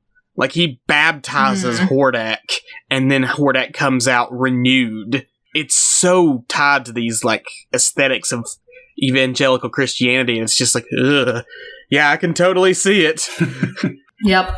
There are a lot of people who watch the show who have religious trauma or came from situations like that where they're wow, that resonated. It's very, very spot on. Oh man. Other characters we should just address. There's many. Still so Let's talk about many. Double Trouble real quick. Oh my fucking god, Double Trouble. Amazing. What a shitstarter. Yeah, absolutely savage. I love Double Trouble as a character. Beautiful. I do kind of wonder, though, especially a series created by a non-binary person, that they didn't consider the sort of problematic elements of making Double Trouble the only explicitly non-binary character in the show, and Double Trouble is both non-human and a shapeshifter, which both those elements together sort of tend to undercut any elements of gender identity. That just seems like a huge oversight. I love Double Trouble. Double Trouble is presented so well, but both those elements together kind of make the idea of non-binary unnecessary. It doesn't really feel okay, we have a non-binary character who can literally shapeshift into anything they want, so does gender even matter anymore at that point? I feel woefully unqualified to comment. What specifically is your objection? It's the fact that, like, when we talk about gender identity, we're talking about, like, the way that culture has determined you should act, behave, and identify. And for a series that does so well with presenting all these different identities and stuff, the one instance they have of a non-binary character is not a human character and is a shapeshifter, which the ability to literally change your body into anything you want, I guess it could be seen as I don't know, it could be seen as a non-binary dream, but it's problematic in that it's like, okay, the idea of gender doesn't matter anymore because they don't have a physiological sex that culture and society is trying to push these gender identities, these gender norms onto them anyway. I think, like, I don't think that they thought of it in those ways because the creator specifically made Double Trouble, and this is going to sound so weird, but this is why they did it, specifically made Double Trouble because they're obsessed with that shapeshifter from episode 2 Attack of the Clones. That shitty fucking, I get hit. Zam Zababubu or whatever its name is. Zam Wessel. I get hit with a little dart and I go hooey wozo and then I die. Props for me for remembering its first name. Yeah. So apparently, like, Stevenson, even in the trailer, saw that and was like, oh my god, shape-shifting reptile alien who can be, like, male and female. I'm gonna just latch onto this so hard. And they said that it's their favorite character in, not only in Star Wars, but in the fucking world. That is their favorite character. Wow. So it's hugely based upon that person who I guess, I know, I don't understand. I guess Stevenson just wanted a character that they could have fun with and just kind of put everything into like that. I mean, I'm cisgendered, you know. I'm sexually and physically male, I'm not going to sit here and question what a non-binary creator... That's just a very common criticism that I see in a lot of media, is like, why are all of our non-binary characters, like, non-human and usually shapeshifters? Yeah. So it just seemed odd to come from a non-binary creator. I would get that if Double Trouble was like one of the only non-human characters. Right, there's a lot of non-humans. But they're not. So I'm going to give the non-binary creator and the non-binary actor who plays the character the benefit of the doubt on this one and just say that they know more about what they're representing than I do. Not to say that LGBTQ plus people can't have their own biases and hang-ups, problematic. Yeah, but I'll give it to him on this because there's nothing really I can say about it. I enjoyed the character, and I'm glad that they got to make the character that they wanted to make. I like how everybody correctly gendered Double Trouble. That's cool. That is cool. Including Hordak. That everybody was immediately on with they, them. Yes, they were like, somebody on the show was like, what did they say? I saw it before when I was looking this up for the show. Oh, they said, they said that, you know, like, kids don't really need this explained to them anymore, that they get it. And they said that, if Hordak can use they, them pronouns appropriately, I think anyone can. Do you really want to be worse than Hordak by misgendering non-binary people? No, you don't. And they said, like, it's really, it was a gratifying and surprising scene where Hordak does it, and they're like, even the most evil person on the planet doesn't misgender people.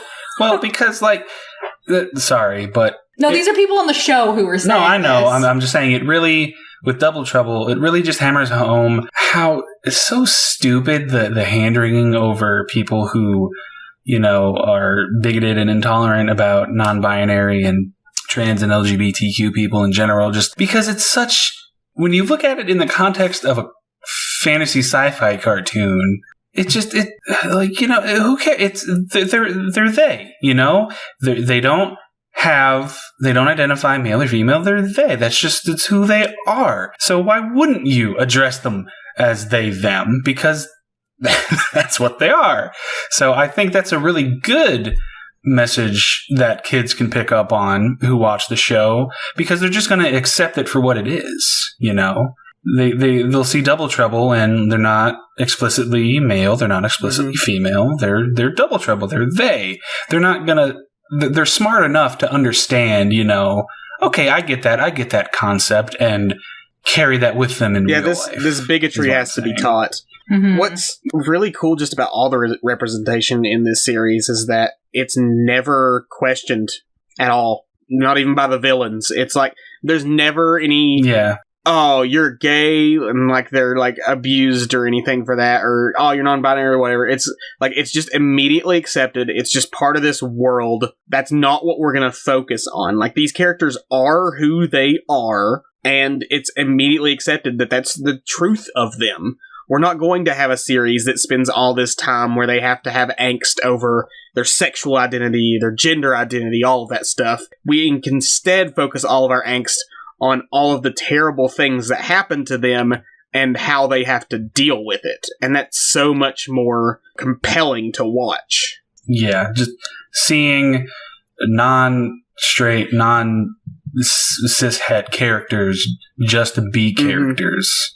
And that's just who they are. I don't want to speak for anybody, but a lot of people who have those identities would want to see more stories that aren't just the trauma of being, you know, gay. And there's value in those stories, but like, it's so refreshing to have one that's just immediately accepted. Yeah. I mean, exactly. It's been like a long running thing in the LGBT like QIA community for a long time, where they're like, wow, wouldn't it be nice to have like a lesbian movie that didn't end sad? Yeah. Like, wouldn't it be nice if we had, you know, a gay movie or any movie that just didn't end in fucking heartbreak? Like, because that's truly been the norm for so long. When the story was being told, it focuses so much on the trauma and the stress, and it makes sense because that's a reflection of what we're not all just sad gays. Especially, we're also and as good as some of those movies and shows are, because a lot of them are great. Like that's all that gets, you know, press and recognition, is like the sad tragic gay movie. Yeah, you know, where's the incredibly well-made, award-winning movie that has gay people in it, and they're just gay or queer people. Our Flag Means Death. It's not a movie; it's a show. There's one. I know, but like Tyler's saying, it's like, I think that there's this move by some creators. One of them being, you know, Our Flag Means Death, and another being She-Ra, where it's like, we don't want to tell that story. Right? Like, we could, but we don't want to. We don't have to, and it's almost like we're envisioning a different world where it's just, we don't have to do that. And it's especially powerful in a series like She-Ra, because this is a series targeted towards younger audiences. Mm-hmm. And that's a great thing to have for younger audiences, is just this immediate acceptance of the LGBTQ community. This is just who these people are. We don't have to get into like the ways that like their identity confuses people or people hurt them because of their identities. If we can get that acceptance going at an early age, those problems won't exist anymore. And that's, I don't want this to sound stupid, but it reminds me of, we talked about it way back in our Superman versus the Klan pod, but I grew up in a bigoted household, and honestly, I think a lot of what helped me not internalize that was having media in the because there's a lot of great media in the 90s that is very representation heavy. A lot of children's entertainment that featured diverse casts and stuff like that from diverse walks of life. I think that is definitely a part of why I didn't internalize the bigotry in my household, because I had that entertainment. So yeah, this kind of stuff matters. Yeah, totally does, because literally all of it is learned. You're not going to have a child who sees someone who's non-binary and be like, you know, I mean, they might have questions if it's something that they don't typically see, but you're not going to have a child who sees that, or a child who sees two men holding hands or two women like cuddling, and the child's going to be like, that's bad, because it's not.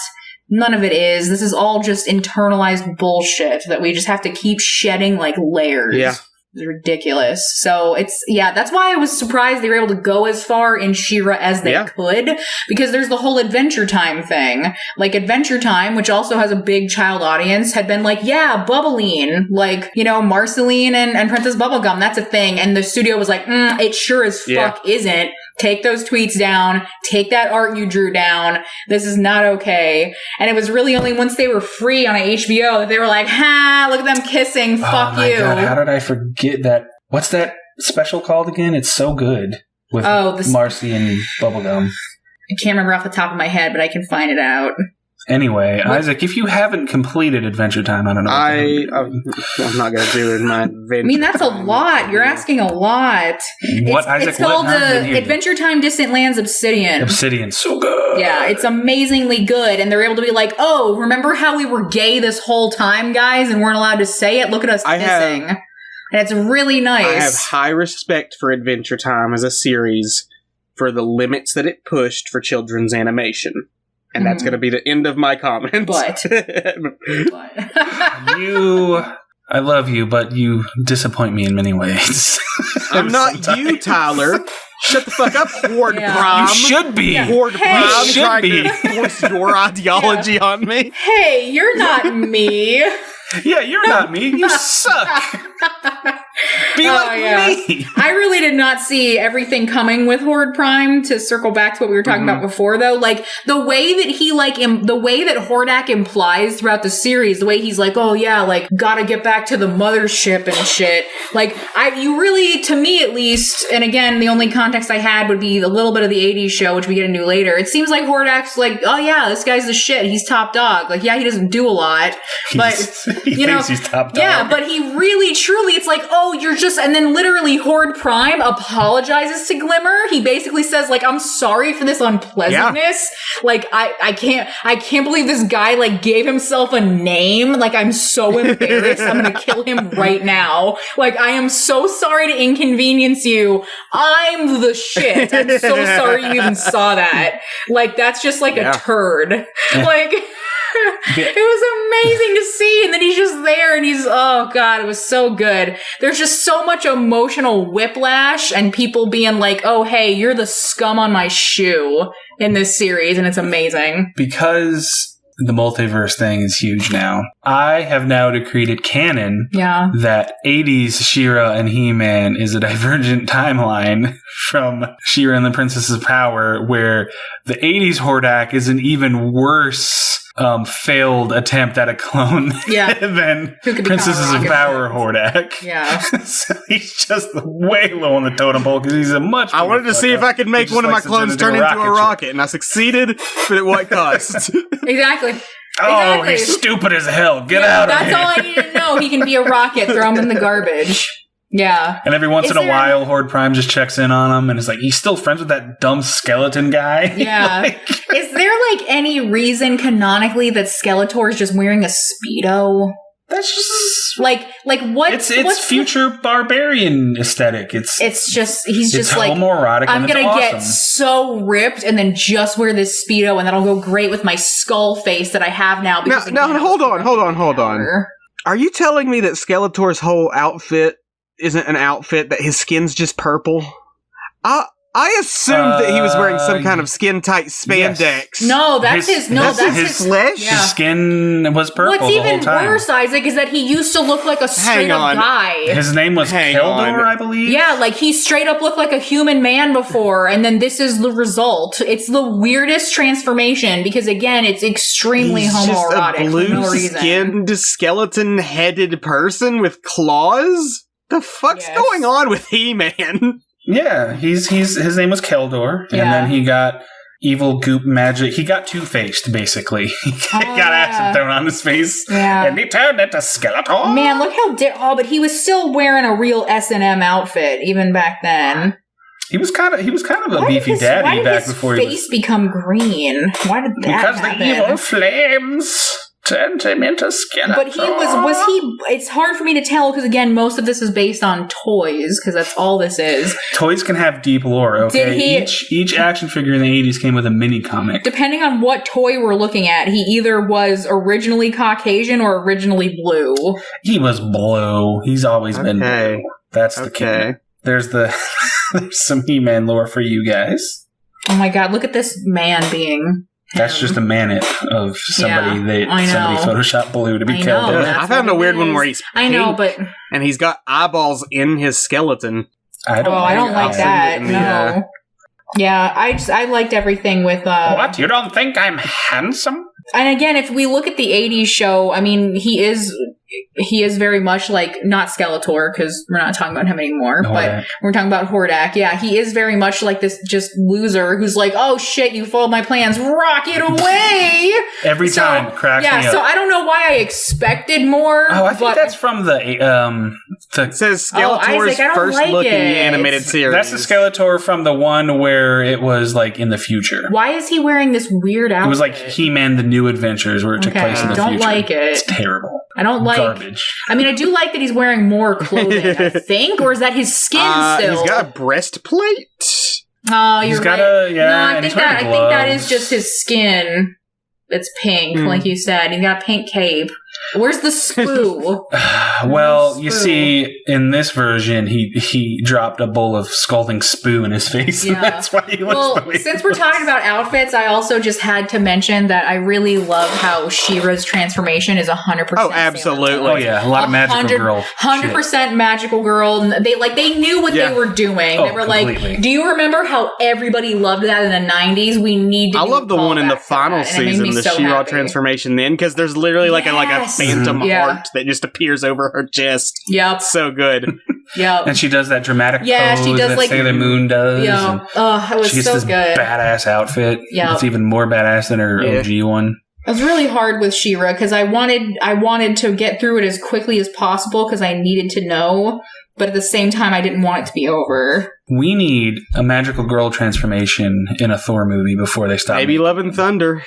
Or maybe we need like a 90-second long scene where Thor just goes through a sparkly late show magic girl transformation. Love it. I mean, there's tons of those animations online if you look them up. Mm-hmm. I need an official licensed version. Yes. Well, anything else major we want to talk about, or move on to final thoughts? I've got a little bit of criticism on the animation. It's okay. First off, we mentioned this earlier and we didn't actually address it. There was a stupid ass controversy early on about the character designs and how like they've ruined the character designs from the original show. And we've already touched on the original character designs was just all the same model with different hair on top of them. Here, there's actual different diversity in like body shape and race. It's like it's good. It's great. Well, let's call it misogyny and racism.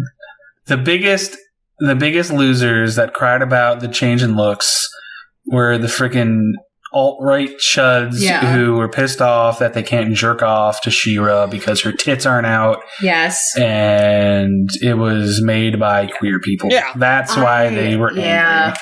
I saw like legitimate criticism of Glimmer for having short hair and being plus size. That they were like, that's gross and disgusting. Like, in the year of our Lord 2020... My brother in Christ.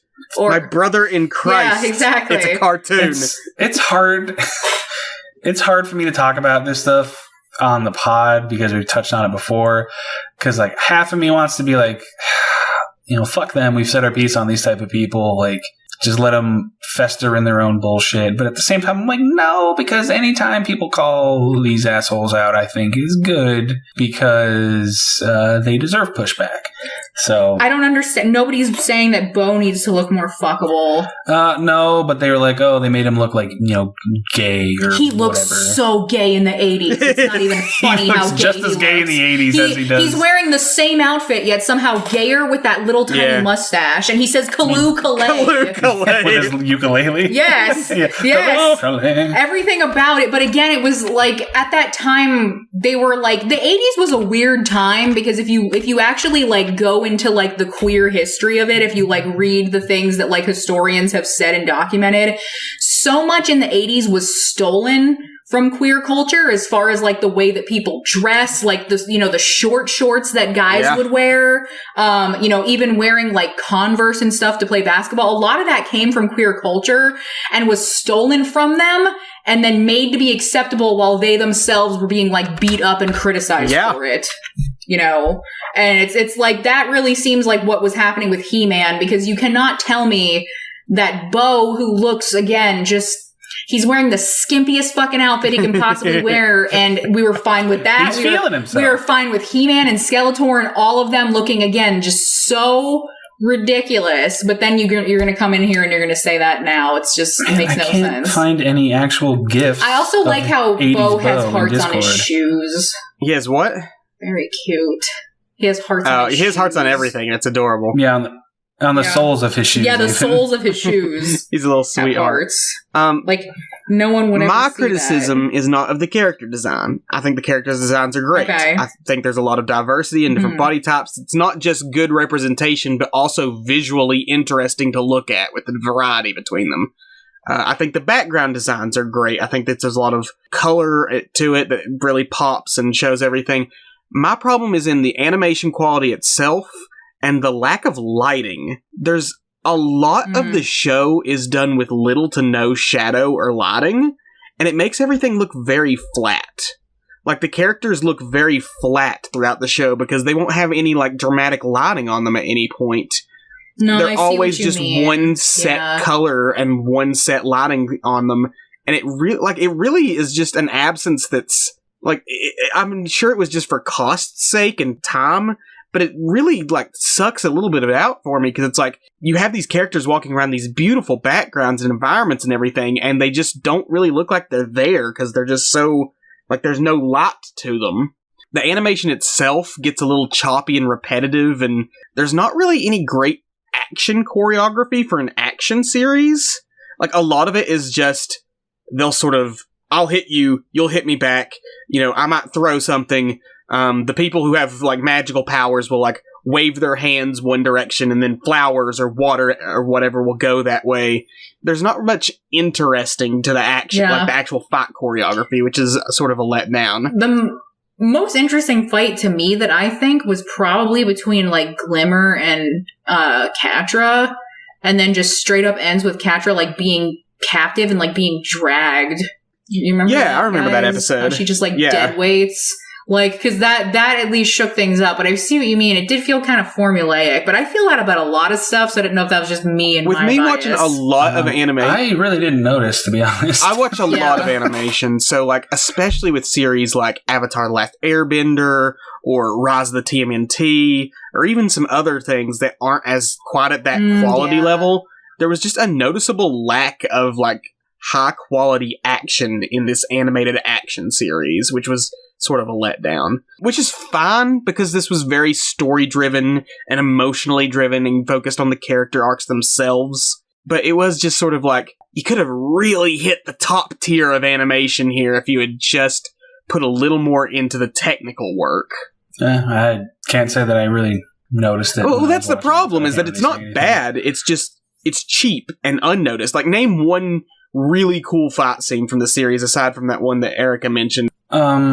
I do kind of remember, I can't remember specifically when it takes place, but the one fight between Adora and Catra, I think it takes place on a hillside or like in the desert. They do that a lot, though. There's a lot of that. It's been a hot minute since I've seen it, so I can't quite place it, but I do remember that one having some decent action in it. Since we're talking about desert, like, I did really like it when, like, Adora realized that she was gay when she met Hunter. That was really fun. Yeah. She has the same kink you do, Isaac. Yeah. Well, no, see, she wants to be stepped on, because Huntara looks like she can kill you and would kill you. She and will, and 100% will. That part was so fun, because I know that we were talking about before, like, there is a little bit of like Scorpia being blushy with Catra, but like every second that like Adora's around Huntra, she's like so blushy, and she's just like, oh god, it's really fun. I'm tough too. Yeah, exactly. I liked looking at the show. It was very pleasant looking and very pretty. It was like a toned down version of a Lisa Frank folder. I think. It was just very pretty. I really like that the time they put into like some of the stuff, like the time they put into how, I mean, a lot of it's just entrapment based, but the time they put into like animating her using her hair as hands. Like, just there's some stuff that I was like, oh damn, I wasn't expecting that. That's really cool to look at. Oh, tiny food only. That's really cool to look at. Again, most of this is entrapment because Shadow Weaver was really Shadow Weaver and the way she moved was really fun. Like that we didn't mention Frosta at all because she's so unimportant to me. I don't mind her, but there's just so little to her. I like that. I like that they had somebody younger. That was nice. It was nice. What's weird about Frosta is that when her first appearance, she's so like cold. Like she's literally like ice to see. She's very like icy towards everybody because she's this princess who's younger and she's trying to prove herself as a serious political figure. And then like immediately starting in season 2, she becomes the little sister character to everyone, where she's sort of obnoxious and like sort of hot-headed and reckless and stuff. Or really, especially like picking up a lot of the stuff from Glimmer. And it's like, okay, that's a very sudden character change for her. Yeah, I don't really have much. There's really not. She's fine. Works as what she is. Yeah. That's the thing. At worst, the characters are serviceable. Yeah. Which, for a show with a big cast like this, that's pretty impressive. Except Kyle. Get it together, Kyle. Yeah, Kyle can grow up, you wimp. Any final thoughts, I guess? I kind of think we unintentionally said our final thoughts when we were talking about the representation and all that. In your editing magic, maybe move that conversation to the end there. Fuck that. Really good show. Just great three-dimensional characters. It looks good. It's funny. It's tragic. It's heartwarming. If you're still into animation and you still like watching cartoons, and you're looking for something that's going to scratch that itch of just like animation that takes itself seriously, She-Ra and the Princesses of Power is a good place to go. Yeah, what I like about it is it's one of those things where the first, at least in my opinion, the first time you watch it is really special. It's good on rewatch, but the very first time when you're just discovering it and being introduced to everybody and seeing the dynamics and seeing the plot unfold and you don't know how it's going to go, it's very rare for me that I'm like, I really just want to be looking this up because I'm so interested and so invested. I can't even wait until I'm done, but I had to. Like, it was so... all the time. It was so hard. What? You always... Every time you're into something, you're like, how does it end? How is it gonna go? I know. I always need to know, but, like, for this, I was like, it was so hard to restrain myself and, like, not look it up, because I was like, if I look it up, I'm gonna find spoilers. I had been trying to, like, find out, like, the voice actors for, like, somebody, and had accidentally, like, spoiled that, like, Entrapto was gonna get left behind in the Horde, and I was like, fuck! Like, I was just so careful, and it's so rare that I'm ever like, I don't ever want spoilers. I don't like spoilers, but I was like, I'm torn by the desire to like commiserate with how great this is by seeing what other people think, and also like experiencing it for the first time because I'll never get to do that again. So it was such a fun ride. It's really cool. I think it's great that there's like I think what I said to Tyler at the time we watched it is I was like, I so deeply wish this could have been a show that I watched as a kid. I feel like this would have been so healing and so strong to have if this was a show that I watched as a kid. Like, it would have been amazing. So I love that there are so many people who get that. I'm probably the strongest strongest critic of this series from the technical level, just because of stuff I've seen better animation here, but specifically with the elements with Catradora and some of the other things where it undermines. But I want to say that, like, the reason I'm so adamant about these points, these criticisms I have of the series, is because I hold it in such high regards. If this show had just been another fluff cartoon series, I wouldn't be nearly as worked up about the problems that I have with it as I am. But because it's so powerful, because it touches on so many great themes and does representation so well and has all of these great messages about trauma and abuse and the way that we heal from them, I have to be a little harsher with it because I want to see it done as good as it can. I think it does so well in so many regards, and to see it fail there at the end, it's just very disappointing because I was so invested in everything else. So, in a way, my criticism of it is an endorsement of it, because if it hadn't done so well everywhere else throughout the series, I wouldn't have cared at the end. Okay. I accept your opinion. I am going to just kind of toss out review. As in skipping because a lot of the negative ones I saw was just the homophobic, transphobic, racist, misogynist bullshit, and it wasn't any fun. And the few that I did get aren't really... I feel like we've covered them in their entirety. Let's just skip into recommend... Unless you want to do Is It Horny, Tyler? Which I feel like we hit on. Horny. Yeah. Well, is it horny? Yes, absolutely. But not in the way that the fucking incel men want it to be. There's no tits out, but... Not in the, they're hot with their big fat titties and DSLs, just being, they're not jerk-off material horny. It's horny because the characters are horny, not because they're drawn so horny. Much thirst, and the way that they all move and get near each other. The Princess Prom episode, whew, got spicy. Yes. Hold me, Scorpia. Step on me, Mermista. It's all there. Okay, it's horny. Tickle me, Seahawk. It's horny. It's the horniest thing we've done on Is It Horny yet, which is it's only the third thing. But sorry that we didn't have a more controversial Is It Horny segment for you, Erika, for your first joining.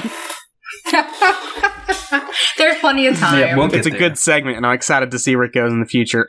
Recommendations, I guess. If you want to have a laugh, the 80s She-Ra.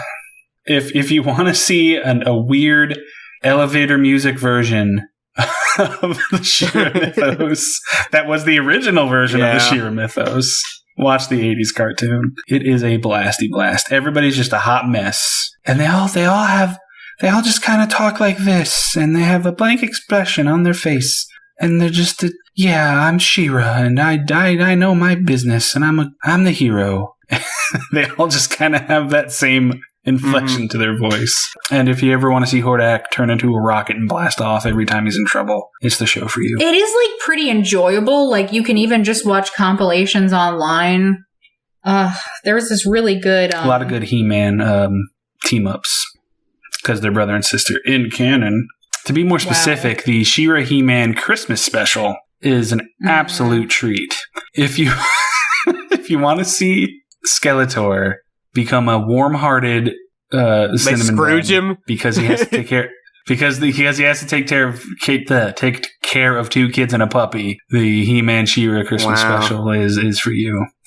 He's trapped in the tundra with these two kids and a puppy, and he's like, oh God, what's happening to me?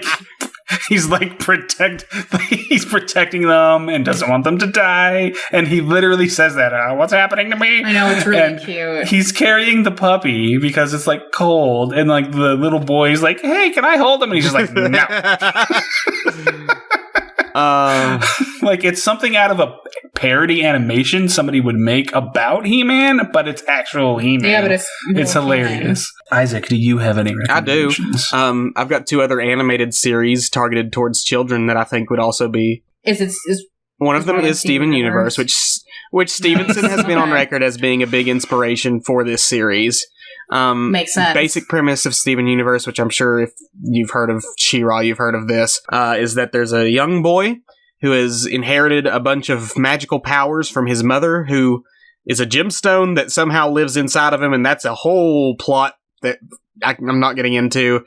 He lives with his adoptive aunts, or mothers, or whatever, the crystal gems, and they go on adventures and try to save the world from the tyrannical crystal... I forgot what the actual name of the bad guys are. It's the Diamond Authority, I think.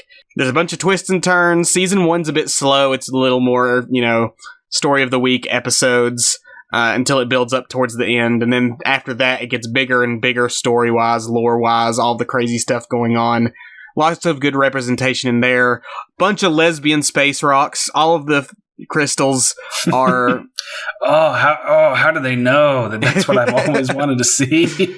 All of the crystal gems and all of the gems are female. They identify as female, and they are thirsty as fuck for each other. Also, a non-binary character in Steven. Not Steven himself, but Steven and Connie, his girlfriend, can fuse into a being called Stevani, who is they, them, which is cool. I did not know that, because Steven Universe is a blind spot. I showed you a little bit, and you didn't like it. Kind of how I felt about Adventure Time. I liked it. I liked it. I just didn't keep up with it. That's all. I'll have to go back. But there's a lot more of Steven Universe. It's a longer series, and it's weighed down by some filler and some also issues I have with its tackling of its themes. But overall, great representation, really fascinating lore, some heavy themes that it does address very well. Big recommendation. The other one, also cringe-ass fan base. Happens with all of them. You get big enough, you'll get the cringe fans. You'll get the toxic fandom. It just happens. Other one I'm going to recommend is The Owl House, which is still airing on Disney right now, and I think is about to wrap up. The Owl House is about a young girl who gets teleported away to a magical fantasy world where witches and demons and all these things basically live, and it plays a lot on the sort of fantasy tropes of, oh, I'm going to go to magic school and I'm going to learn magic, and it's actually a little more horrifying than you'd think. It's never a full-on horror, but they definitely play with the tropes of like fantasy horror. She is openly bisexual and in a same-sex relationship with another character, and the cool thing about that is it happens halfway through the series. It's not like the big romantic finale is that they confess their love for each other. The main character is in a same-sex relationship with another character, and they actually get to explore how their relationship develops through half of the series, which is really neat. So I've really loved seeing that. But yeah, those are my two recommendations. Erika? I have a couple. One of them I have on my to-read list, so I haven't actually read it, but it's by ND Stevenson, and it's a graphic novel called Nimona, and it's about a shapeshifter. I've had it on hold for a long time, so eventually I'm going to get that, but I've wanted to check that out. So that's a good one to check out. One that I have read as far as graphic novels is one called The Prince and the Dressmaker by Jen Wang. It's a really fun story about a prince who's supposed to be looking for a bride, looking for a princess, but has a really big secret, and it's that at night he puts on dresses that his best friend, who's a dressmaker, makes. And it's all about a prince who just wants to wear dresses, and that's what they want their life to be, and it's really fucking cute. And I can't say much about the angst or anything without spoiling it, but it just sounds really cute. And it's about it's about your true self, and it's about friendship, and it's really fun to look at. It's got a really cool cover. I really enjoyed it. And then there is one other one that I liked that I specifically thought of when you were talking about Catra, and it's a graphic novel called Laura Dean Keeps Breaking Up With Me. And it is surprisingly a graphic novel that I was able to get from my local library, which it's an LGBT book and it's a really small library, so I was really impressed they have it. But it's about two girls who are in a relationship together, and everything seems like it's great, but they continually, it's about her realizing this relationship's actually toxic and spiraling out of control. And it's there aren't many stories like that, especially for YA and especially LGBT. And it's basically about how she's oh, I have this amazing connection with Laura Dean and I really like her, but things are so rocky and so bad. Do I just put up with this? I think you'd really like it. It's a fun exploration about how relationships work and the love that you deserve and the level of treatment. So I was thinking about that a lot when you were talking about Catra, so I think it's one to check out. Cool. All right, let's rate the damn thing and be done with it. I will rate She-Ra in the Princesses of Power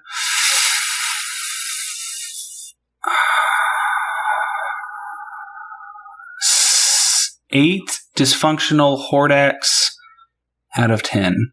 Okay. Erika? I'm going to give it 9 out of 10 tiny foods. I'll give it 4 out of 6 rune stones. Okay. Okay, pretty good rating gimmicks we had there. Yeah, definitely proud of us. Out. All right. I think that's going to do it for us today. If you enjoyed this episode, be sure to like us on YouTube or rate us on whatever platform you're listening on. Drop a comment, share us with your friends, follow us on Twitter and Instagram at Tongue and Geek. That is at Tongue and Geek, all one word. Thank you for joining us here at Tongue and Queer.